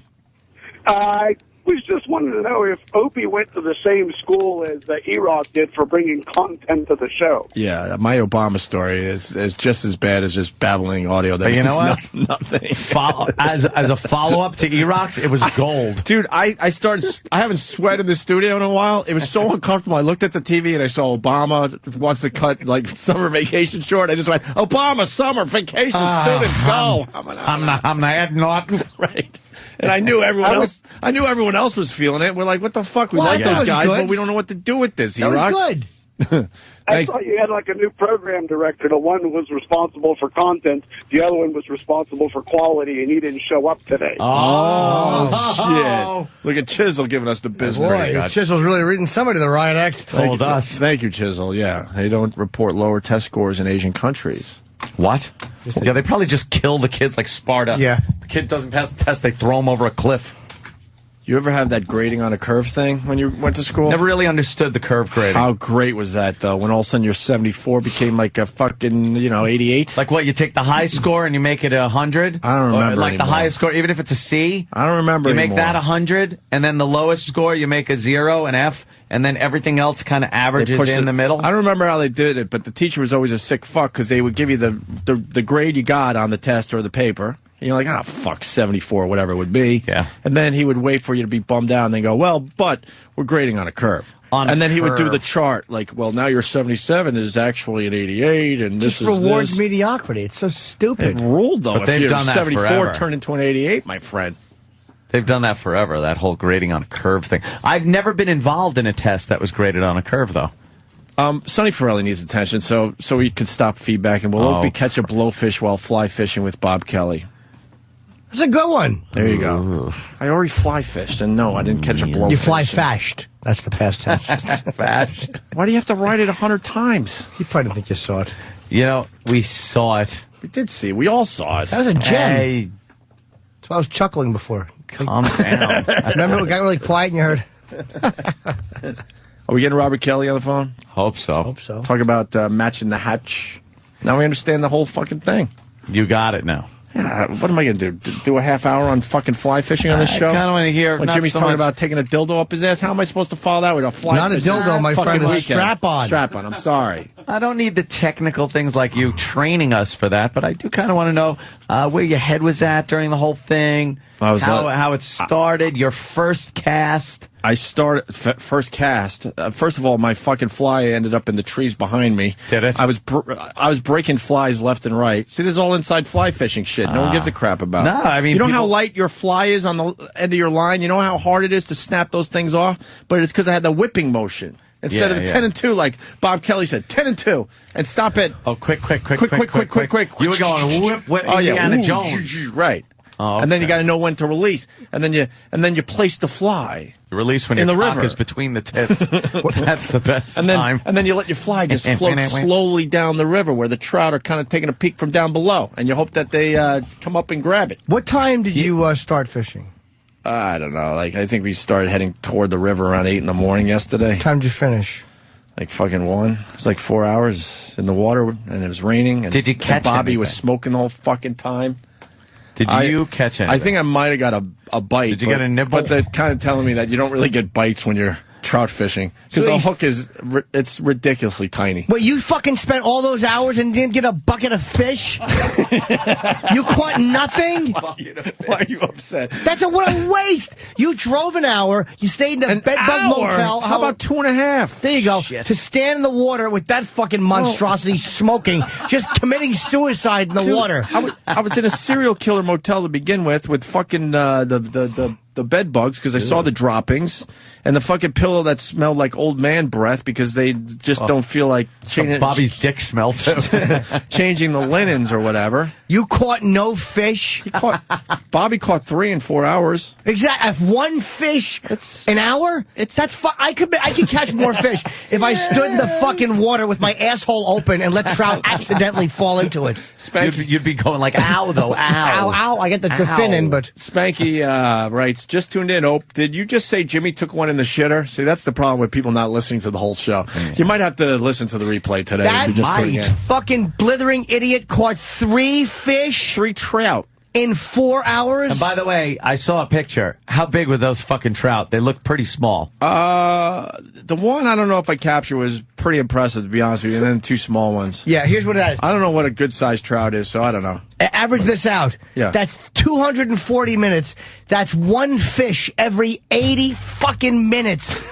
Look at that thing. And there's Tony. Look how small that fish is. What is that? Well, that's a trout. Is that the bait? And that's Tony, our guide, who pretty much had it with us by the end of the day. No shit. We were just goofing off the whole time. Is that actually he's a serious fly fisherman. Bob caught that and he's holding it? Yeah. I hope he's apologizing. Do you see the cigarette in his mouth as we're trying to enjoy nature? This fucking chain smoker. Here's what it is. When you see somebody catch a fish and they're proud of it, they're holding it up by the gills, and they're like, ugh, and you can tell like it takes a little bit to loft that fish up, and you're like proud of it.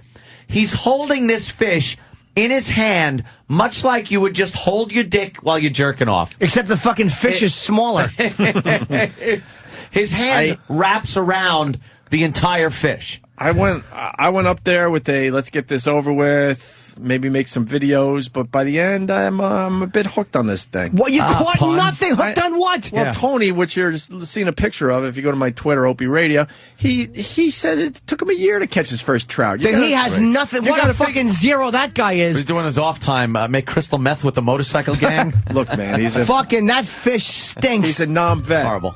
And he wanted to know if I was a drinking man. Really? Because he had some Jack Daniels. A year to catch a fucking trout? That's supposed to be inspirational? Oh, good, only 364 more days until I can fucking reel in something the size of a mealworm. You got to figure out what they're fucking biting at. What was Bob using his bait? Fucking beach balls? That's fucking awful. You should have yelled incoming and watch him dive into the water. Exactly, watch Tony burrow under a shrub. Fucking rotten beard. You got to figure out, the whole match to hatch. Well, you didn't do it. Look, we went down to the river and we started studying the river. I'm like, and Tony goes, look at that. And I'm like, But how do you match it? And then you look at your fucking flies that Tony has all over his body. You know, the fishing flies, and then you match the hatch. Apparently you didn't figure out match what shit. insects are hanging out on the surface of the river, and then you fucking match that shit. You know what doesn't make sense about that? What? Say you're a fucking fish. And now you're looking around, you see all this shit floating around, right? And you go, all right, I'll match it with this fly. Right. Well, would that be like there's fucking cheeseburgers all over the fucking place? Yeah. And then someone wheels in a steak. Don't you want the steak? That's what I asked Tony. He goes, good. These fucking fish, they see hundreds of fishermen every day. They're smart. They know what the fuck's going on. No, they don't. They're dumb. They know what the fuck's going on. They have a feeling in their brain is the size of a pea, by the way. Of course, but they have a feeling in there, like our own E-Rock. In spring, they eat the big bugs, like crickets and shit. By the end of the season, like I went, the fucking flies looked like a piece of lint on your clothing. That was it? That was it. It's a whole game you're playing with the fish and nature. Exactly. You're trying to fool this prehistoric idiot fucking animal. And as you're whipping that fucking rod back and forth, you're hoping you're not taking your own eye out. I would just I was closing my eyes all the time. I'm like, go there with a fucking worm and dangle it in and catch something. That's it. And That's how it is. Then you got the waders on, and you're up to your waist in very cold water, but it feels kind of good in a weird fucking way. How about you just take a net and stand there and wait for these faggots fucking to swim into it? They're just out of reach, Jimmy. That's the frustrating part about it. Were you really scared that hook was going to to go into your Oh, eye? yeah, yeah, yeah. Because it's flying back and forth. Yeah. Why don't you wear Over your glasses? head. I was wearing, sunglasses, but it was a cloudy day, so he kept taking them off. It was a little too Do they have dark. goggles for that shit? I'd imagine. I can't wait till I'd Bob imagine. loses an eye. I can't wait. You know what? I can't drive, but you know what? I got my health. My coffee. You know what, dude? Boom. You have a cup of coffee. So what? I can only read half the paper. You know what, dude? He could eat, man. Of course he can. I had 3 meals with the guy. I was He's like, getting a little bigger in I that picture. was like, I Yeah. thought he was trying to keep his weight off. at And then that. he was dreaming about, I want to be an older guy that's in shape where I can walk down the beach, dude, with my Did he wife. say that? And have good bodies. Did he say that? He's like, me and Dawn are going to stop smoking soon and we're going to fucking start eating right, exercise. And I'm like, isn't it what he's been telling everyone he's Then doing? what are you waiting for? His wife's in good shape. His wife doesn't need to do anything his wife except is- fucking find a guy in better shape. That's all his wife needs to do. Yeah, Bob's no, the problem, not her. Yeah, his wife's keeping it all together big time. Did the girls go? Well, his did mine. Yeah, she didn't want any she part of opted that. out. Yeah. she had other. Oh, shit. Because I wanted to go back to Geneseo for homecoming, and I can't make a fucking decision. So then she's like, well, as you not make a decision, I'm going to come up with something that I could do tonight. And then finally I went up there at last minute, literally, and said, oh, fuck it, I'll do this with Bobby.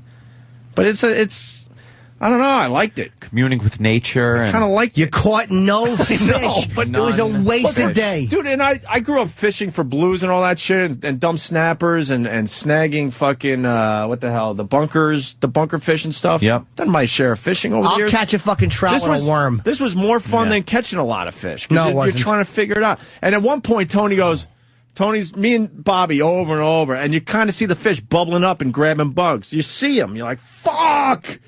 And all of a sudden, Tony goes, reel in your lines, boys, or whatever. And he changes the fly, and within 2 minutes, Bobby caught his first fucking fish. This Tony knew what the fuck. How long he was knew Bobby how to wait, match the hatch? How long was Bobby doing that before fucking Tony told him to wheel it in? I don't know. That could have been I don't know. An hour? Time goes by very fast when you're in nature there, Jimmy.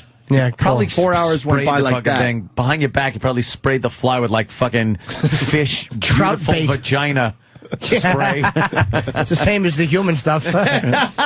So wait, how many did Tony catch? Tony didn't want to fucking fly fish. He was too busy, throwing down some you. sauce. Look at Bobby's got his cup of coffee. You know what, boom, dude, you got your fucking coffee. Bang, you're ready to go. We go to the general store, we pick up some supplies. We'll be out there hours. Hey, you ready? We're gonna go fishing. My first video's up. I'm gonna have 4. My first video shows me just sitting in my car staring at my motel room door. Because I just didn't want to go in the room. And I'll have others, but Opie Radio on YouTube if you want to see the first one, part 1. Rented his rubber pants. Yeah, the rubber pants were all right. You know. They're not all right. Other men have worn them and pissed through them. Jimmy, I forgot to tell you this. Raining the whole time as I'm not catching fish. Oh, that's wonderful. Oh, what a nightmare. It's getting- not fun. Just Stand getting in the soaked rain. because I don't have a fucking rain. Do you understand? fucking I jacket. caught as many fish almost getting fucked in the ass as you did standing there. But Tony is playing this shit, and I had to tell him. Well, Tony knew I had a problem. I was starting to figure out how to do the 10 and 2 and get the fucking line out there. I was doing all right with that, and that was exciting to me. I'm like, oh, I get it, cool.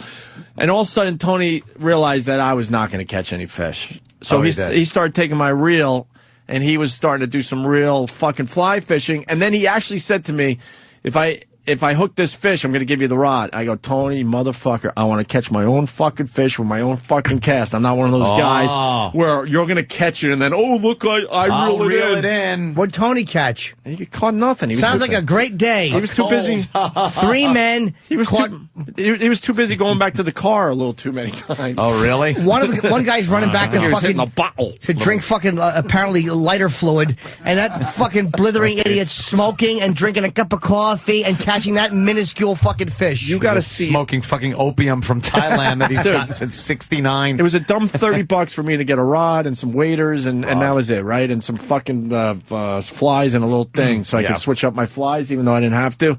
Bobby has everything you could ever want for fly fishing. Except fucking Get skill. him on the phone. He has no skill. He caught 3. Big deal. He stood there for 4 hours. I could have caught 10 in 4 hours with a worm. Yeah. 3 little things. Little shit fish. There's nowhere to hang out in this town. Bears just walk in and grab them. Yeah.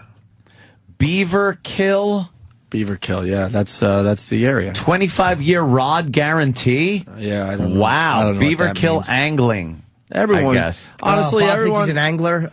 everyone in Roscoe, New York was they were very nice to us. They course look they were. they look a little inbred, to be honest with you. Yeah, Bunch of tards. A little crooked in the eyes, but they were hospital. They're blithering idiots. Does the whole place just smell like fish? They can't get enough of their trout. They love their fucking It is stupid everywhere. trout. It's on the menus. It's fucking stuffed down. Fresh out of the river. It's everywhere, dude. Every fucking where. Hold on there, Foot. Oh, Foot. Oh, sorry. You get to keep the fish? I don't know. I didn't catch any. Remember? No, Bob. Bobby does catch and release. Catch and release. What the fuck? What are you gonna do with the fucking trout? We don't know how to it. cook that shit. That one, you cook, it'll disappear. I love how Jimmy gets so upset. Because, dude, he fucking wasted the whole day, caught nothing. It was a big waste of time. That shitty fish. When your fingers wrap around a fish, you have wasted your day. Yeah. That's a goldfish. A lot of people saying there's not many fish in the rivers this late in the year. Really? so- Is that what they're saying? Yeah. Then how about people don't fucking fish? Yeah, then what is he fucking taking you up there for? I kind of like being in the fucking river up to my waist in cold water. In the rain. In the rain, I liked it. Sound good. For real, I liked it. Tell you where I was. I was in a fucking 93-degree understand. pool in the rain. We have very it was different wonderful. lives. Yeah. I wasn't fishing, mind you. I had a Guinness fish in my hand. Well, you were in that thing all night at the party. Oh, it was wonderful. It's fantastic. It's raining. I don't give a shit. Phil B in Tennessee, he's checking out the pictures on my Twitter. He goes, let's see. It looks like Bob is holding his bait, not his catch. Yes. That is a Fly tiny fishing sucks. little fish. If you want to fish, go bass fishing and without that bald coffee drinking dolt. Yep. Or you know what? Deep sea fishing. Then you're putting up a fight with the goddamn fish. We can't get Bobby. You get a grappling hook with a fucking stake on the end of it. You throw it in, and something giant eats it, and then you got to try to reel it in. And I love how Bobby, I go, when we were getting this together and a few listeners were cool enough, they're like, look, I got a house up there. It's a really nice house. And one guy said, I'm not even going to be there. I'll give you the fucking key. And Bobby's like, what? That's crazy. We got a hotel. You should have saw the fucking shithole we stayed at. It was like a serial killer motel for real. And the guy who owned it didn't speak English, was sauced. He smelled like alcohol and curry. There's nothing else to do up there but drink. No, there's, and I'm sure I was after a talking while. about my house. Oh, I'm sure after a while you're sick of the trout too. Yeah, you know what, dude? You stand out there, it's raining, you're in the water, boom, got your coffee, your cigarette, pow, you just boom. Shut up. You just boom. All right, this guy wants to explain what's up with the fly fishing. All right. I think it's Reed. Reed, what's up? Hey guys, how you doing? Hi, Robert. Yeah, right. What would I rather do than fly fish? Yeah, See, I live Reed? in Petoskey, Michigan. Oops. You know where that is? No. No. Okay, right by the Mackinac Bridge, not too far from Mackinac. And we fly fish up here all the time. And we don't catch big fish, you know? I mean, but we catch fish, but it's just so much fun. It's not all in catching the fish. It's like seeing what's out there. No, you know? raise a good point, dude. What? You know, it's like, you know, if you see like, you know, beaver swimming around or a mink playing, you know, in the water or a fawn go by, that's all good, you know? The fuck are you in? I can watch that on Discovery. Well, you know, I need to Discovery see it. TV. Beavers and fucking mink. You used to be a nature guy, Ant, with the What? guns and the desert and all that shit. He's violent, he's not a nature guy. Yeah, I would like to hang out. Yeah. You know, I was brought up and raised in Detroit, Michigan, you know? Cool. Murder City, you know? I moved up here in 1990. It took me over a year to catch my first fish and fly fishing. God, But I thank love God it, you stuck know? it out. Oh, yeah, then it's figure it out. exciting when you That's finally it. get that fucker. You go, look, Yeah. I outsmarted the little trout with the pea brains. Because in Detroit, Yeah. fly fishing is like really cool fishing. Yeah. And yeah, because it's the most cannibalistic fishing. You know, it's the only time you fish a hook, you know, with a worm. You don't see that fish take that bait. You just see the pole go down. When you're fly fishing, you see that fish take that bait. That's Let right. me tell you something. That's right. I've been deep sea fishing, my friend, and don't make it sound like shit, because when you're sitting there and then you see a line, We're not talking deep sea fishing. You want to go and you see, your line go like, out there with a 10-weight fly rod, and then you pull that fucking thing and whoosh, the line goes out. You're fighting something big. Not this little. Look at that. Okay, Danny just pulled a picture up. That's cool too. The fish is as big as the fucking guy. I understand, but there was a whole strategy thing and trying to figure out what the Take the a fish 4 are doing. hours to land that fucker. Bobby? Oh, Bobby's on the line. hole. All right, all right, Reed, I gotta let you go. We got Robert Kelly on the line. Wait, Reed. Bobby. Yo. Match the hatch, brother. Here he is. Bobby, they're killing me here. Help me out with this. Jimmy doesn't understand that we stood in water up to our waist, cold water, for 4 hours, and you caught 3 and I caught nothing. Bob, that was a cool photo of you holding that contact lens. He thought your fish was a little small. Yeah. Listen, first of all, my fish, that one you saw was small. The other one was around 13 inches, which is pretty big. The one that got Even away? in cock size. Yeah, even Tony, who's seen a few trout in his day, goes, "That's a good-sized trout right there." Well, Tony's word is gospel, apparently, according to YouTube. If Tony said that must be so. Suck his cock. We like Tony until he almost had us into a fucking huge T-bone accident. Oh, really? Bobby goes, Tony, that was a green light for them. Oh, man. And he goes, I know. I'm colorblind. I think he starts saucing at 8 in the morning. I'm still up here, dude. I'm in a river right now. What? No way. Are you really? I'm standing in the river Wait, right splash now. the water. Drown yourself. Yeah. Splash the water. We don't believe you. I swear to God, I'm here right now. All right, you catch anything since I left? No, there's a guy next to me. He's using fucking worms, and he's catching every fish in the fucking lake. That's what I fucking said. Jimmy just said that. I said I'd catch more with a worm while you two fucking idiots or get match the hatch. Let's see if they're little buggies. Shut up. Put a worm on the fucking hook and reel in a dinner. Yeah, but that's boring. It's not boring. There's nothing to it. With yourself. You want to try to figure it out, like how they're doing it naturally, and you're part of Figure that. it out. Get a fucking And you got to make sure worm. your line doesn't drag. I learned that. Or your fly. You want it to float down the river. Naturally. fish. And then when it starts dragging, the fish knows, oh, that's a fake one. You Fuck guys that. are moron. It's like taking a bullet and throwing it at deer instead of using a gun. Absolutely right, Anthony. That's exactly what it is. It's like a bunch of bunk. It would be easier. If I'm going fly fishing, I don't use the worms there. No way. No? No way, no how. Look at you. You're a purist now. You've I'm been a out purist. 4 hours in the rain, didn't catch one fish, but you're a purist. I think I might have got a bite. A bite? Maybe. Of the mosquito variety? Opie's cast is natural. He's a natural fly fisherman. No, Oh, yeah. It must come from the golf swing.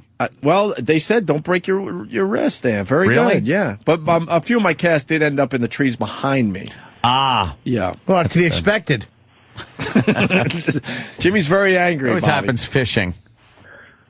Jimmy's angry. Jimmy. I'm bothered by the waste. Bob, fucking, you caught one fish every 80 minutes. Yes.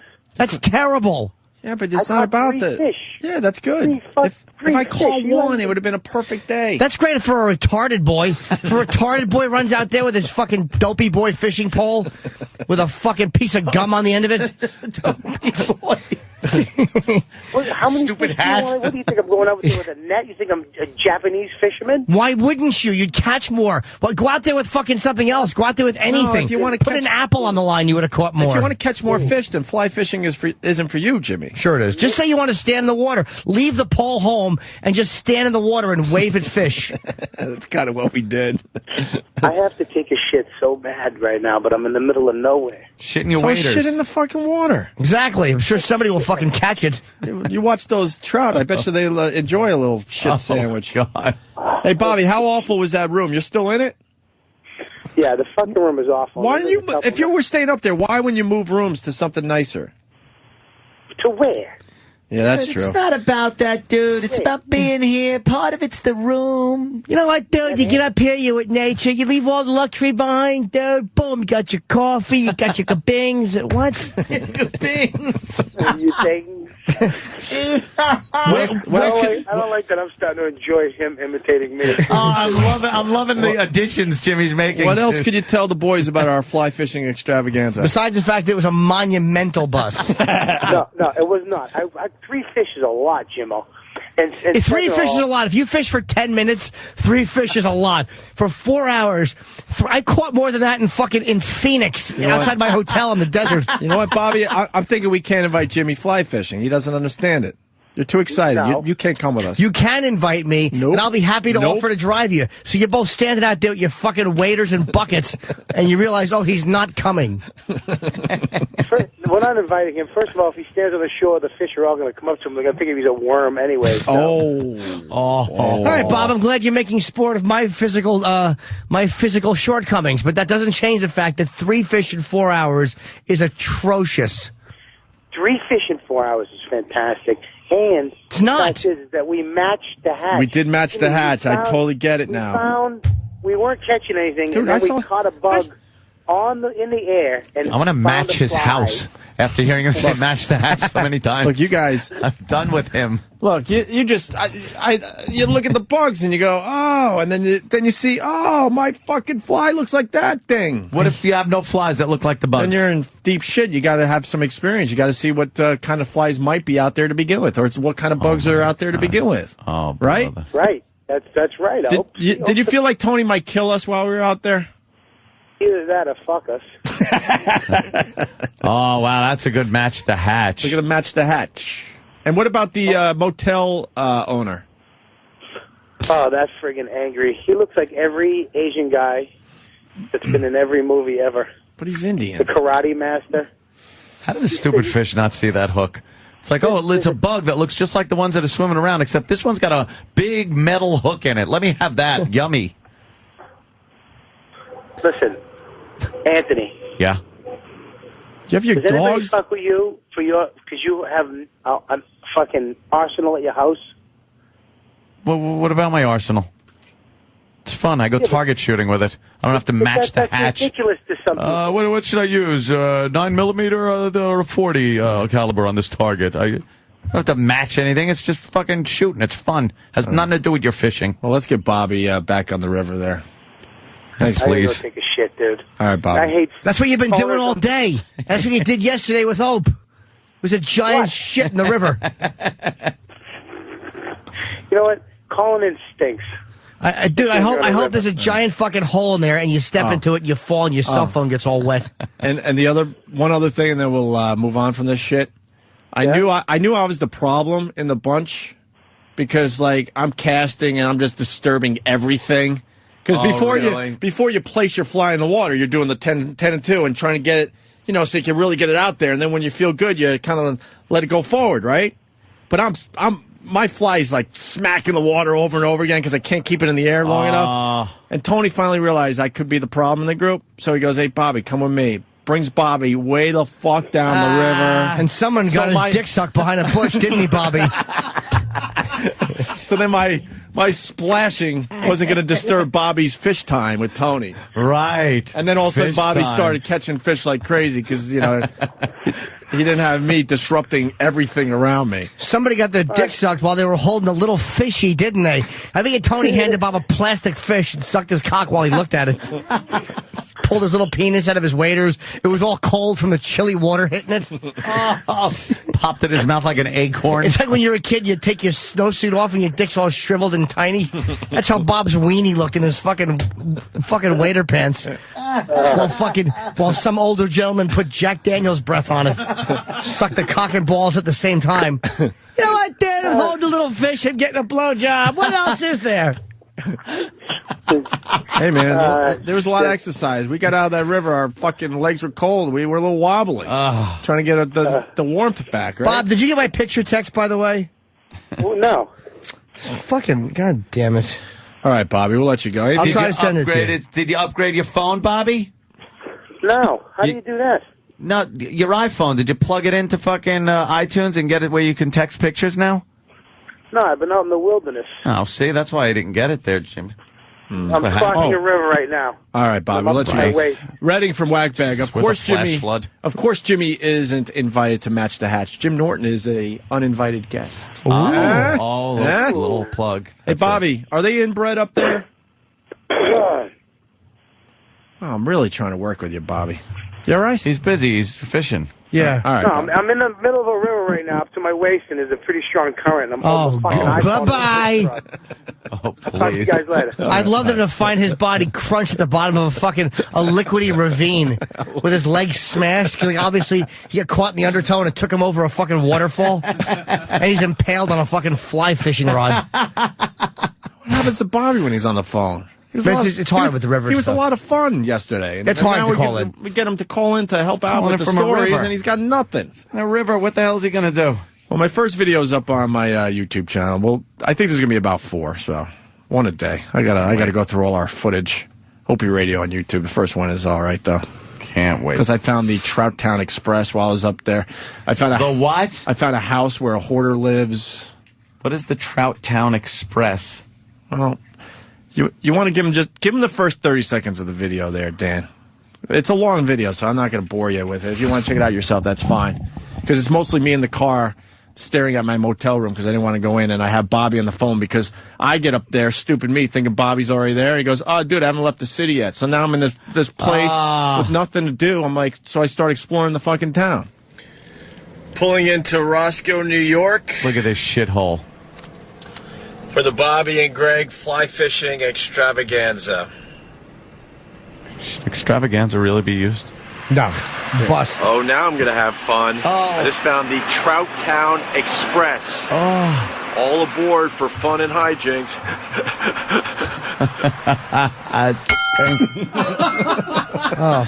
You're in there ringing the bell? By myself, there's no one around. Retard. Watch this. And then I walked up to this house. They were still living there. Watch this. Oh, my God. This is where I got real because I was scared that someone's going to pop out with a gun. What a fucking dump. Look at this place. Wow, that's a hoarder. Yeah. Match the hatch in there.